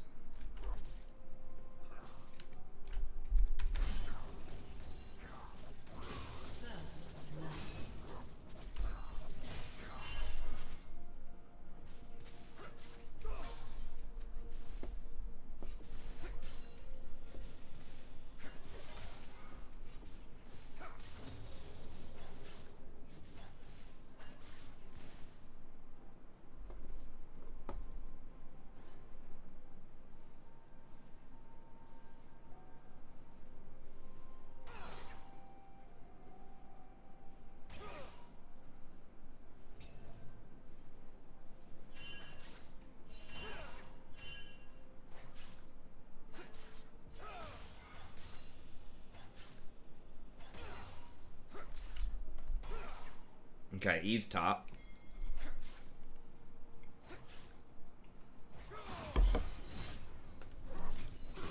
Alright, Renekton's up on items, so you gotta be careful. The dagger's really not gonna do a lot for you early. I guess that's all you could afford, but attack speed's one of the weaker stats in the early game on most champs. Raw AD and like raw HP are usually much stronger.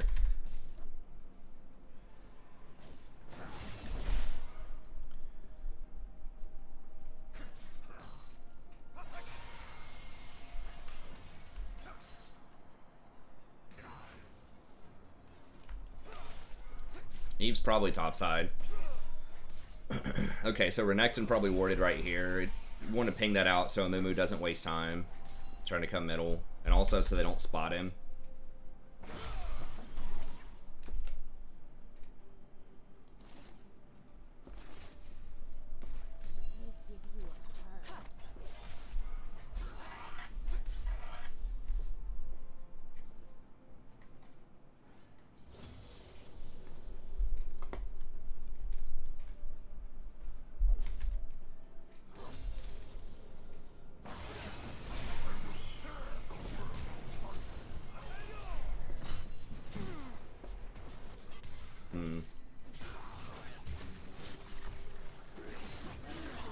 It's not showing me your level, but you're level 5, right? So yeah, he just spiked on you.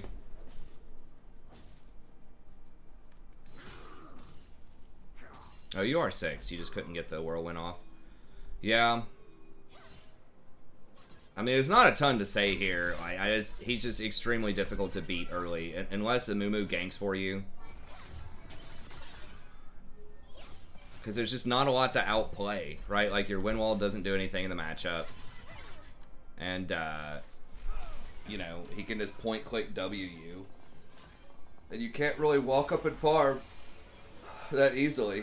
I mean, I guess, like, you just try to freeze outside your tower, maybe. So, you know, maybe you shouldn't be pushing this. You should just try to freeze, and hopefully he pushes into you. But that's always kind of a rough situation, too, because, you know, if you give him priority that lane, he might roam. Now, he's not as much of a threat to roam as some of the other champs out there that can play mid. He doesn't have a ton of mobility to get to the side lanes, but I think I would have just tried earlier to see if he's willing to push into you and then try to freeze it outside your tower so you can farm. Now, right now, he's freezing you out, so at this point, and then bot lane's pushed in, you might be able to roam top and get Irelia. It is slowly pushing back out towards you. No, wait. I would wait on it and try to freeze it like here. I would not try to push it into him with your tornado. If you're going to play melees for sure, you got to try to master the art of the freeze. Because you're going to be disadvantaged mid lane a lot if you play melees. Most of the time. Some melees are different than others, obviously, but it's usually pretty rough early on. Melee versus ranged, or melee versus, you know, troll anti-melee picks like Renekton. Or like Garen or something like that.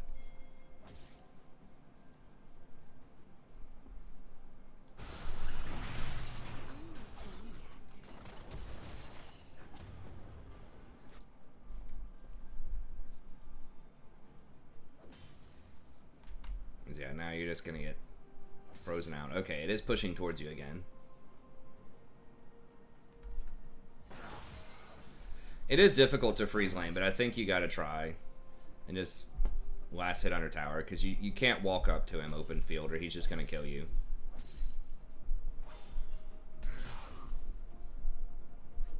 So you're just going to have to give up pressure.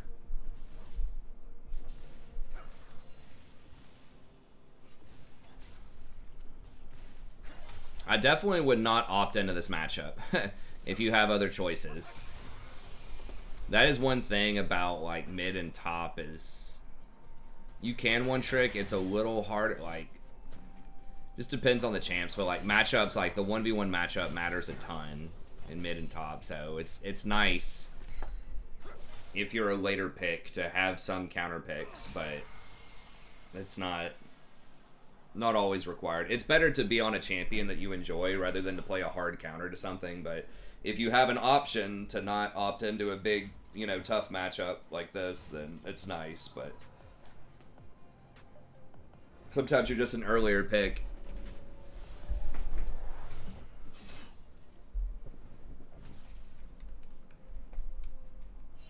Or, I mean, Renekton's a flex, too. So if they picked Renekton early, you may not necessarily know that it's going to go middle. Right? It's a little weird for him to be middle right now, but...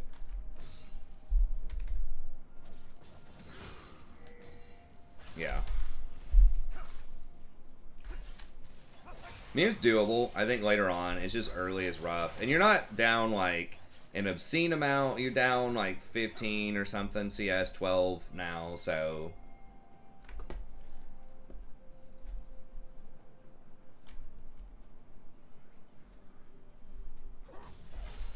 Irelia is destroying Scissor Hands. Oof. Well, you killed him. Or he died, but you didn't get the kill for it, which is rough.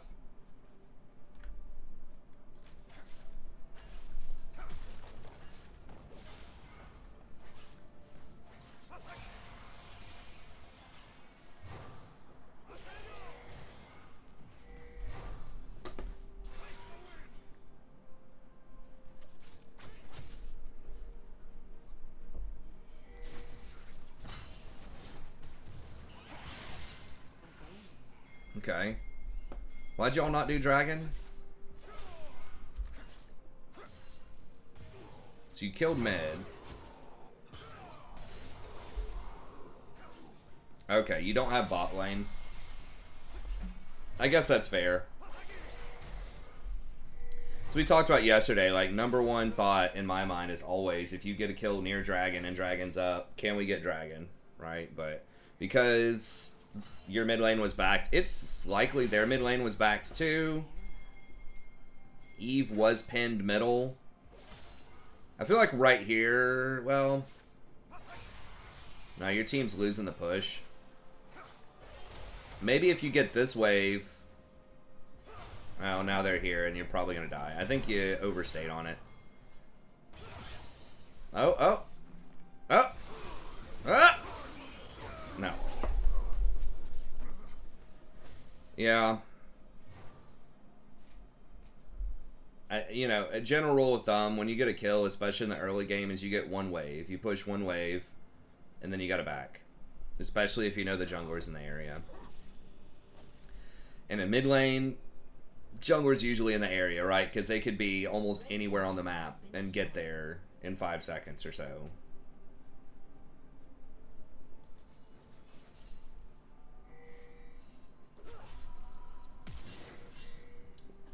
Oh my god.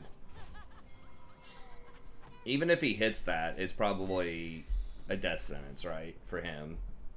Like, you just saw Eve walk by. And you're trying to flash bandage under tower with no ult. Okay. What do you got?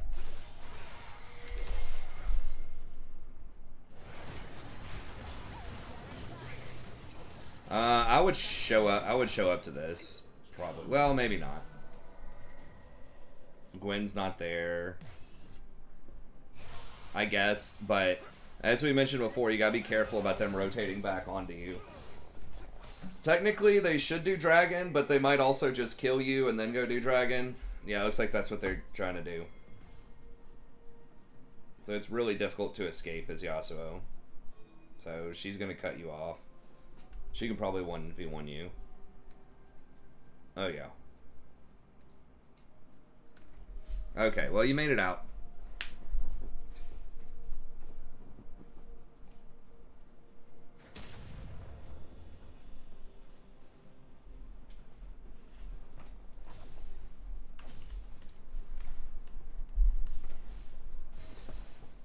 Wow, they didn't do dragon? What the hell? They just killed like 2 people literally at the dragon. And they chose to chase you instead of get the dragon.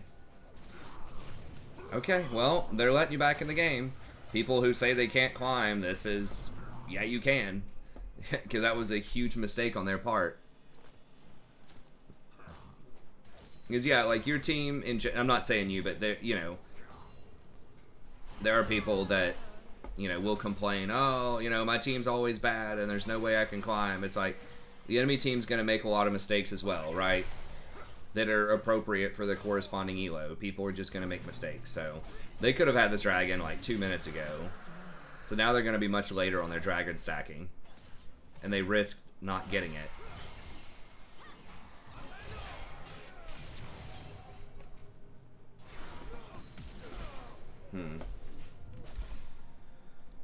Let's see if there's a way that you could have... I mean, you know Irelia is not top. So you got to keep an eye on that. Did she push out and then run bottom? Yeah, so if you're watching her, she pushed up there and then she's not there anymore. So you don't see her on wards, but if you're just... You should be looking at your minimap about as much as you're looking at your main screen, if not more.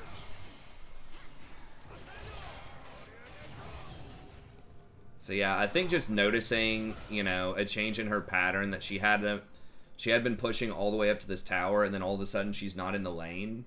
It's like, she could have just backed, but she could also be roaming on you. So, it's difficult because she's so deep on that Gwen that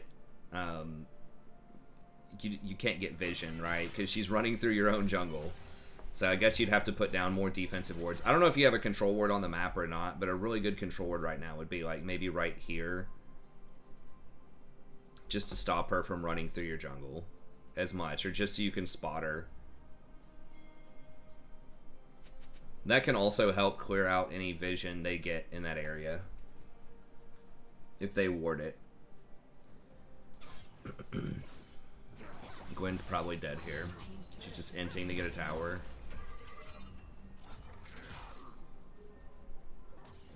Okay, well, she did get out. Yeah, you do not want to fight her.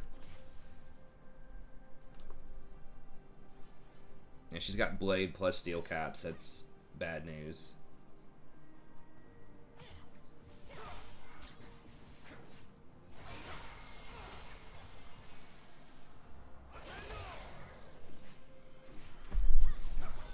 You know, you're not down that much in farm to the Renekton. Yeah, you're definitely down items, but for how terrible that matchup is, at least you've kept it, you know, reasonable on the farm.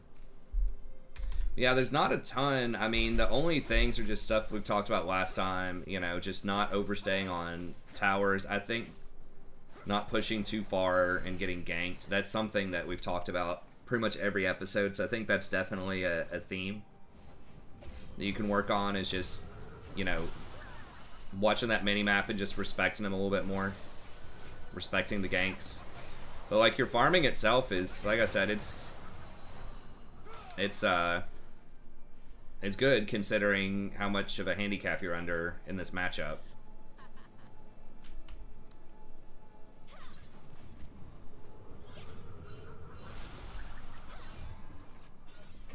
Okay, Rift is up. Irelia is probably coming down. This Gwen's dead. Eve's getting big. Ooh, Irelia just completed Trinity. So you need to be tabbing also and just sort of keeping track in your mind that there's no way anyone's beating this Irelia right now. She can almost 1v2.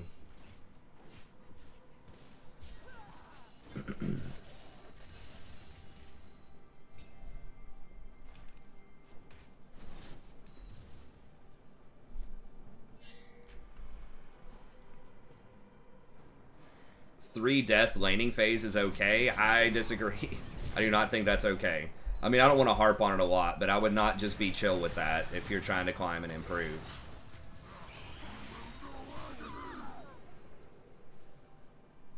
You really don't want any.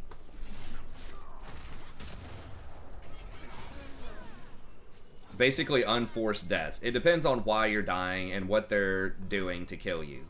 Right? If they're sending 3 people at you and they're blowing all of their summoners and multiple ults and diving under tower to kill you while your team trades something on the other side of the map, right? While your team gets a dragon or a Rift Herald, it's like, okay, maybe, but most of the time it's preventable. These were definitely preventable. They were unforced errors. They didn't dive. They didn't blow an exorbitant amount of summoners. It was definitely preventable, so.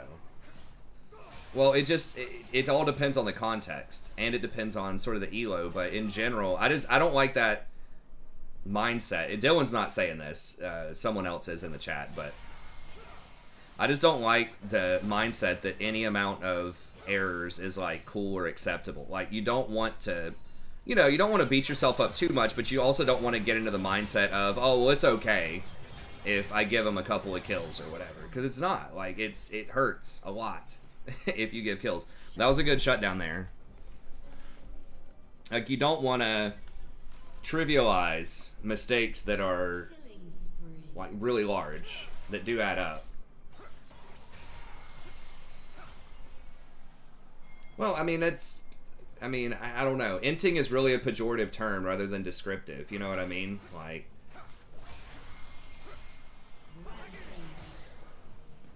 it's just an insult to somebody rather than something that actually has any sort of strategic meaning, right? Like, it's not like, well, it's technically not inting, so it's okay. It's like, it hurts. Like, whenever you die, you are obviously giving the enemy gold, but you're also not on the map, right? So you're losing experience, you're losing lane priority, you're losing damage on your towers, you're losing roam pressure, you're losing vision, you're potentially losing positioning to objectives, even if you don't outright lose the objective at that moment. Like, you need to be on the map. I don't even like trading kills most of the time because you're off the map. Like, being there, like, pressure and being in the right spot at the right time are some of the most valuable and underrated things in League of Legends. And you, like, tempo, basically, and you lose tempo big time if you die. Nice.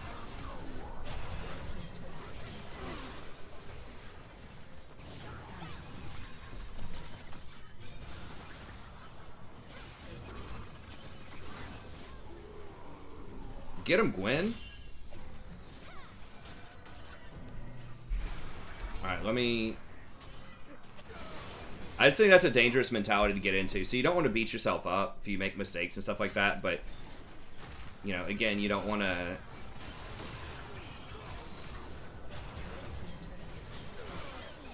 You don't want to make excuses for yourself either. Like, that's... And once again, Dylan's not doing this. I'm just having a theoretical chat with someone in the chat. Yeah, it's not 0-8, sure. I mean, but that's like, it could be worse, right?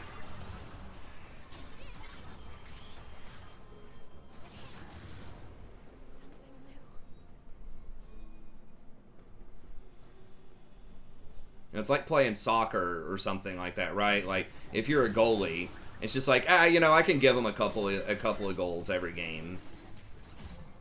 It's all right. It's like, no. Sometimes you lose games because of that. Like, you know, you want to get your head in the game and not beat yourself up too much and focus up if you make mistakes, but you don't want to excuse mistakes because it could be worse, right? It could always be worse. Again, I just think it's a dangerous mentality. Like, it can be nice to help people, like, maybe not lose their confidence too much. Like, I can understand that angle of it, but I think that the danger with League and with people trying to improve with a lot of people is, I mean, it could be confidence, but I think especially at lower than Diamond, It's not identifying mistakes and trivializing mistakes that people do identify, saying, oh, well, it's not that big of a deal that I'm down 15 CS here, or it's not that big of a deal that I died 3 times, or that we gave up this Baron, or something like that, when in fact a lot of these things are a big deal because they add up. So yeah, it's just in the context of the danger is not enough.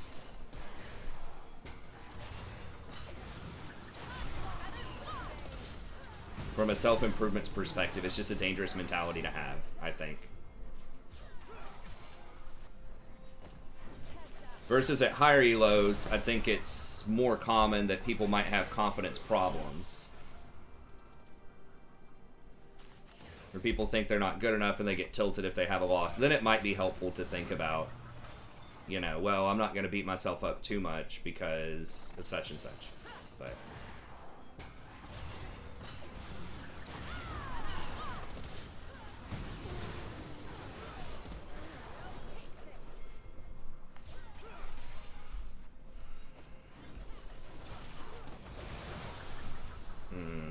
yeah, y'all are overextended. The thing is, you don't have Eve or Gwen, and Gwen doesn't have teleport, so you got to look at the map, and like that's one of those situations where it feels like you're winning, but you got to contextualize it and just say, hey, like, we know 100% we don't have 2 people here, so you might as well have 2 people that are dead on your team with where they were positioned on the map.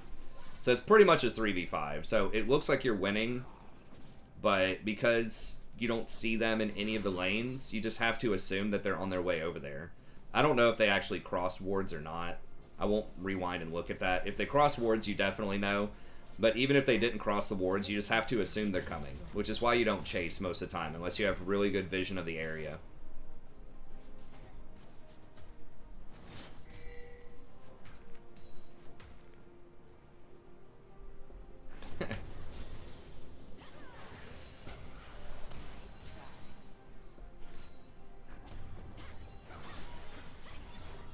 The game doesn't set you, like, matchmaking's not the reason why people lose, and you have a dodge system anyways.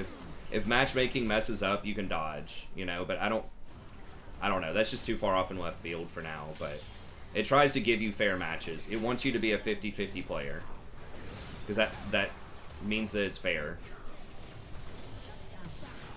Statistically. Oof. How did you even get blown up here? Sorry, I'm just getting caught up. I mean, I love trying to have these conversations, but also want to make sure that I'm giving Dylan some good feedback. Yeah, Irelia just Black Shield runs at you. Yeah, you don't have flash. Yeah, there's really not a lot you can do about that. You were caught by her ult. You were forced to fight. I guess you could have just stepped back. Could you just stand at the tower and just not fight? Yeah, I mean, you have, Gwen's dead, so I would just catch the wave at this tower and just clear. Yeah, you guys shouldn't even be opting into this fight. First of all, you're, like, pretty far behind, and second, it's a 4v5. Like, you're choosing to fight them 4v5 when you could just wait on them, and they're like, you know they're gonna push into your tower, right?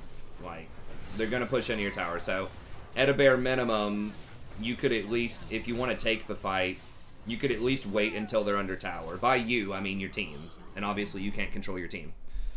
But you would want to encourage, like, just spam ping this for assists and encourage them, if they want to try to fight, to maybe get an Amumu ult under the tower or something. But the better play might just be to just give the inhibitor there. I think you might be able to defend the tower with a Amumu threatening ult.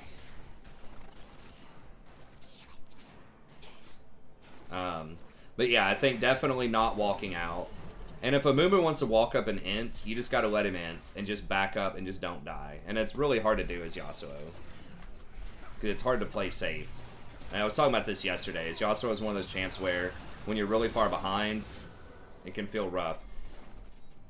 Again, I probably wouldn't opt into that because you didn't have Sivir. And it's really unlikely that's gonna work.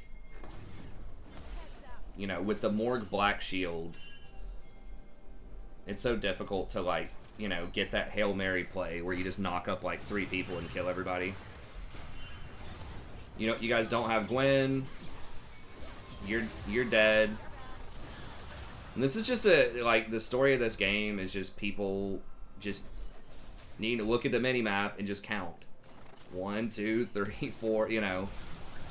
Because every one of these fights you're outnumbered. They always have 1 or more people. And the thing is, they're not even forcing these fights on you. It's not like Irelia is getting some crazy flank every time, or Morg's like opening with a bind. Like, y'all are choosing to walk into them, choosing to fight them. So just like spam ping your team back and just wait until you have numbers.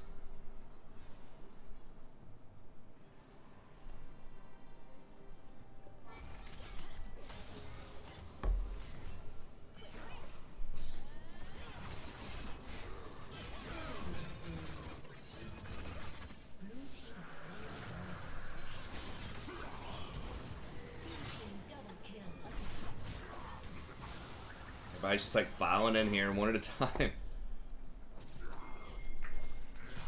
I mean, you do have a 3v2. Okay, if a Mumu hits it. No, of course he doesn't. Well, now here's Eve. They're just so much stronger at this point. Maybe.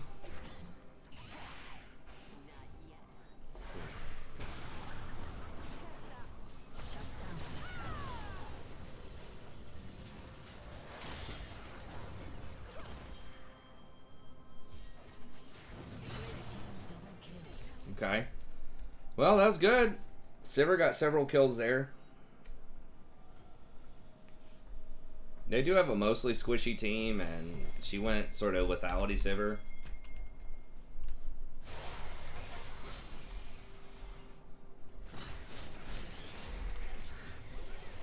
Yeah, I think the biggest thing is just y'all are choosing to fight when you don't have to. Like, there's no objective that's really important. Yeah, and you're pushed up too far versus Eve. It's kind of like with Rammus that we talked about yesterday. You might, yeah, okay, you got her. Her charm fell off. It's kind of like with Rammus where she can very easily flank you. Ugh. Yeah, exactly. Just wait until they get under the turret if you want to make a play. They're going to do it. So you might as well have the turret on your side.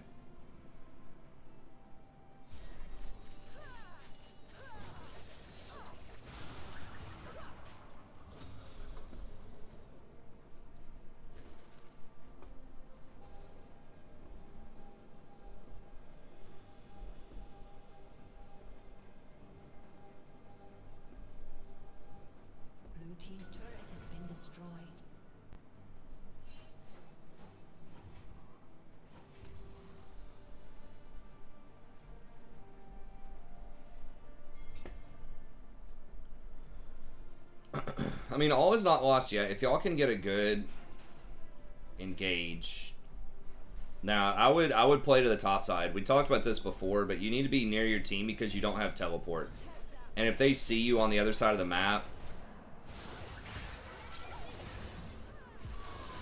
Nah, Mumu's not there. Morg's inting. You're about to get flanked by Renekton. Okay.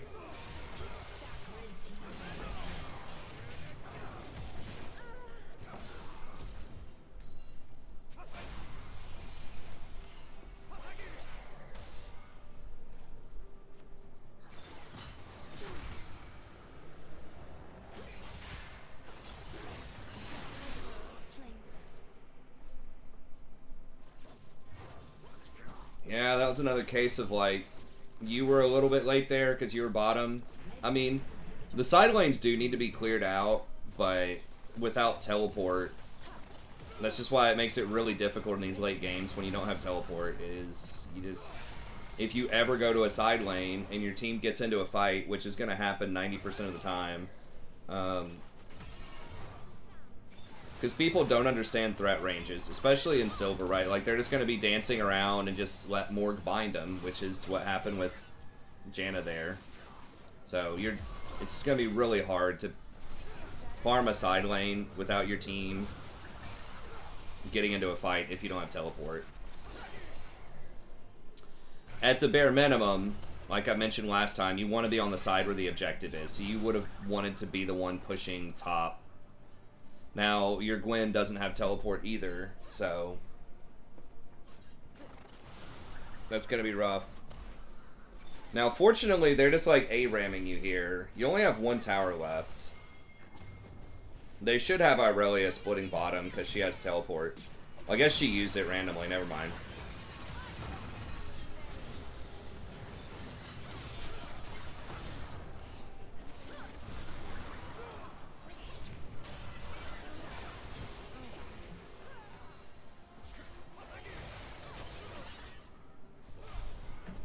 Alright, you guys might be able to get Dragon.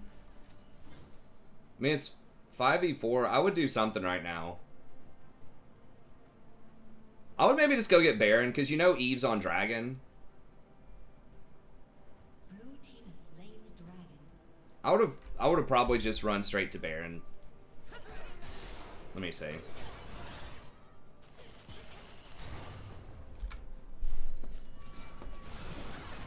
Yeah, when they dove the tower and you guys actually won this fight because you got to fight them while they were under tower.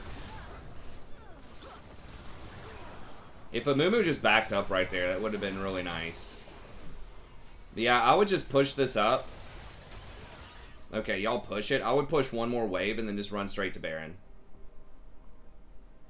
Because you know Eve is going to try to solo Dragon, so she's going to be on the wrong side of the map, and then a bunch of them are down for 30 seconds.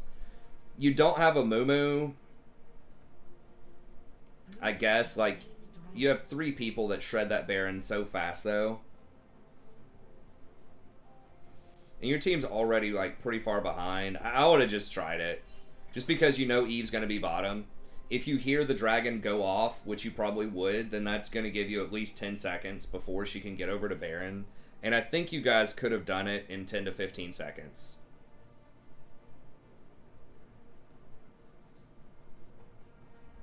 Hey, thanks, Chris. I appreciate it, man. I try to keep it real. I try not to clickbait you and all of that stuff. I am going to be putting out more content soon. I know I've been kind of in a content drought over the last month or so. So sorry about that, but I am going to start releasing some more guides. Hopefully tomorrow. My school semester did wind down a little bit here. I do teach at an American university. I teach English. So, and I've been working on some other projects this semester too. But hopefully I can get back to releasing at least one non-stream League video per day in addition to the stream, and then get back to the Warhammer content. Yeah, now they have Baron. I just feel like that was your window. When you knew Eve was going Dragon, they had 3 people dead. I think you guys could have gotten the Baron, and maybe that would have been enough time to stall.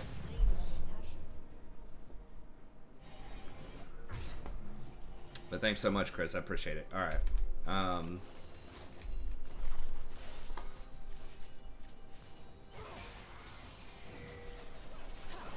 Heh. Heh.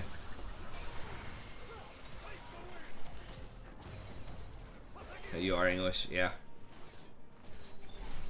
They don't teach the proper UK English, I suppose. It's really more of like critical thinking and research skills type of class rather than like grammar.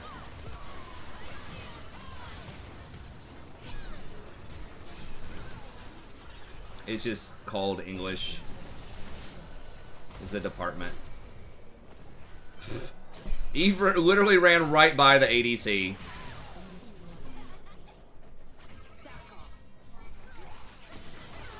And Sivir just walks right up to her. If Sivir would have just healed.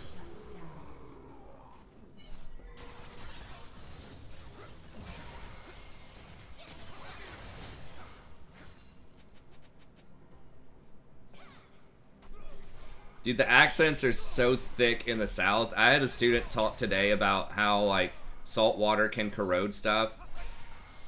So he was trying to say corrode, and he spelled it C-O-R-R-O-D-E. R-O-A-D. Kind of like toad, but it was crowed instead of corrode. I thought that was funny. I mean, that's how people pronounce it around here. That's how it sounds. I think he's actually from California, though.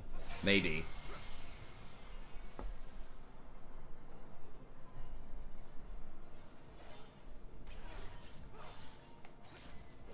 Okay. That was just so silly that Eve didn't kill the Sivir the first time, and then it was equally silly that Sivir just basically walked right into it.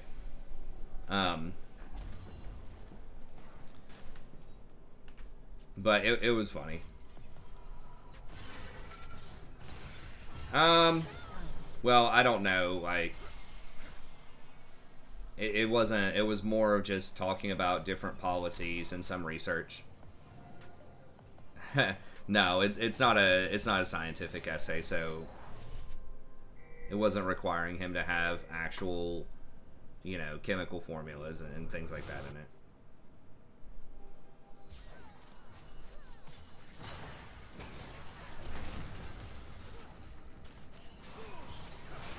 Yeah, I mean, it was pretty good as far as like what it was recommending. You know, for the bracket, right? It's just freshman class, so it's not going to be, you know, published in Nature next month or something, but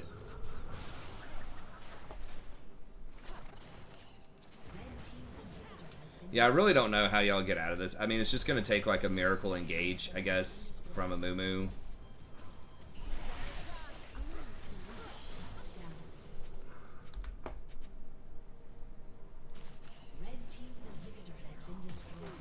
I would not walk up to there. I mean, Irelia's not here, though. I think they could have sandwiched and killed you if Renekton just, like, flash stunned you, but...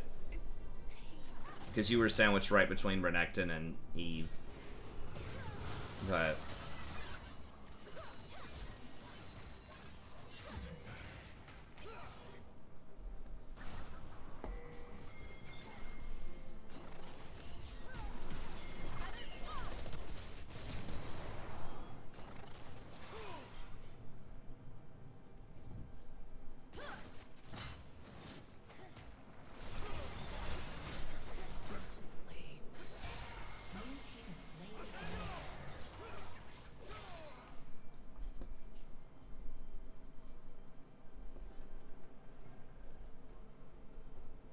well, y'all want to fight, which is good, but there's nothing on the map to take.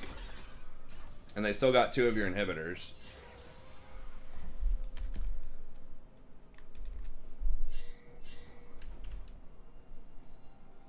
I mean, I guess you just push out. Push out, clear your jungle, and prepare to siege. They did get Soul as well. Yeah. What are you doing item-wise?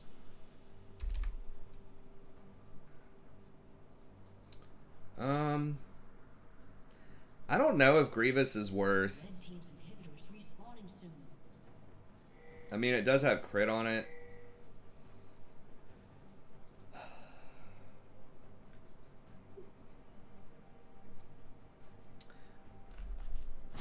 I mean, this is probably bad, but what about the Shield Breaker item?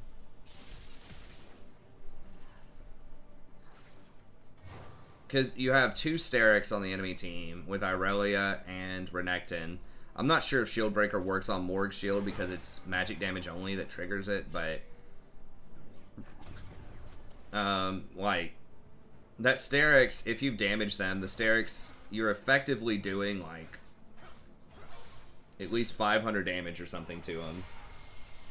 Because you're knocking off the activation of the Sterix.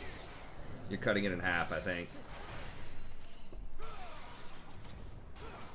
I know that's a lethality item, though, which is not... I think it's a lethality item, which is not always the greatest. Okay, nice. Okay, they're about to... Cavalry's about to show up, yeah.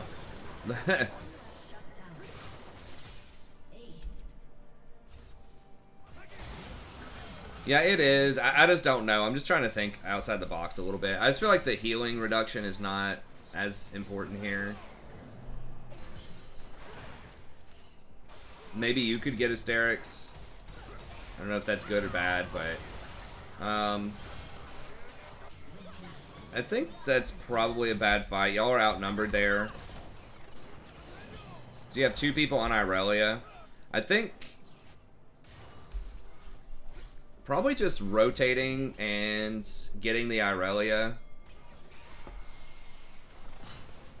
Well, Amumu does get a catch, I guess. Alright, I think, like, right there, because you missed that tornado, I would probably just abort the play. And just go collapse on the Irelia. Maybe if you hit that tornado, but I don't know. I'm just trying to think of something to help you out. But I think the biggest play that I saw that maybe could have got you back in the game, like I said earlier, is when you got those 3 kills, you knew Eve was going for 3rd drag. You could have pushed up, got the Baron, and that could have stalled out to give you enough time to get an inhibitor, and that would have denied them the Baron. So they would not have had that opportunity because it's not on the map anymore after you take it. So that could have potentially been like a, 4,000, 5,000 gold swing. Because you get it, and you deny it from them, and you can stall out and get all that gold from the supers that are coming in. So that might have been enough to get back in the game, but like their late game was just way stronger than yours, I think. Gwen's just kind of worthless. And they, with the Renekton and the Irelia, they had a pretty strong tank front line. So, I mean, I guess you had a Boo-Boo also, but I feel like they were going to be winning 5s late game.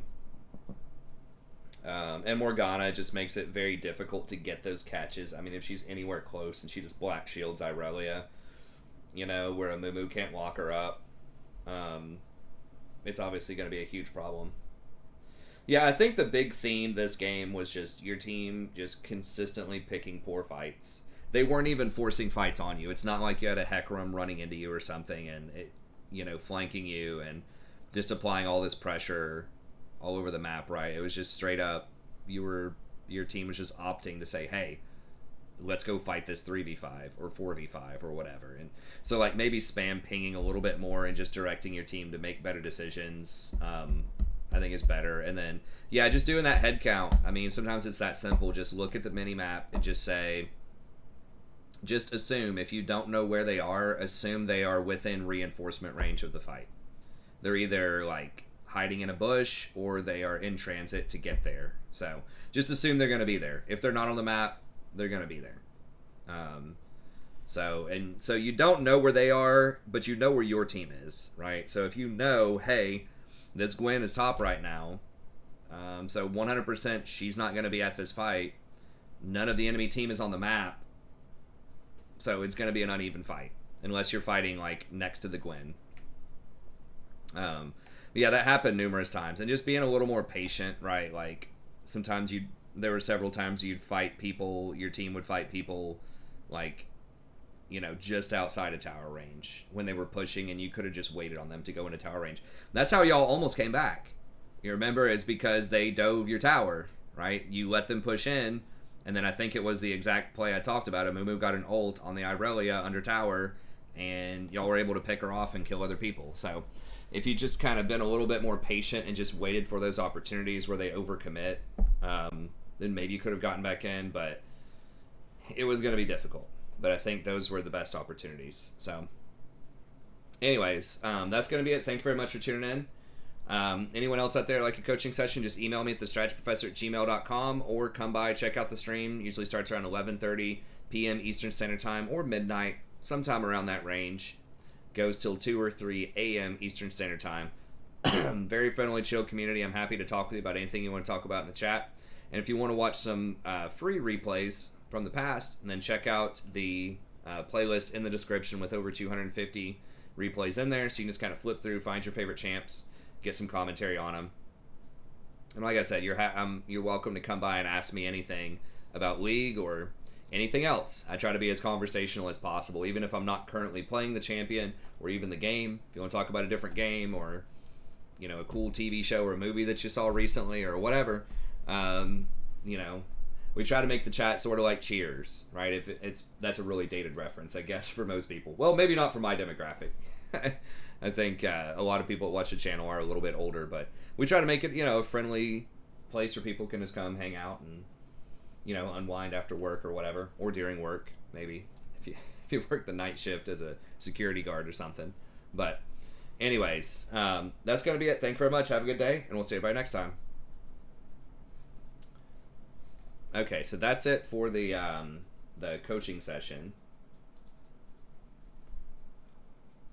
And I guess we'll go ahead and call it for the stream. It's 3:30. I know I got a late start tonight, so we'll get through more of those coaching sessions tomorrow.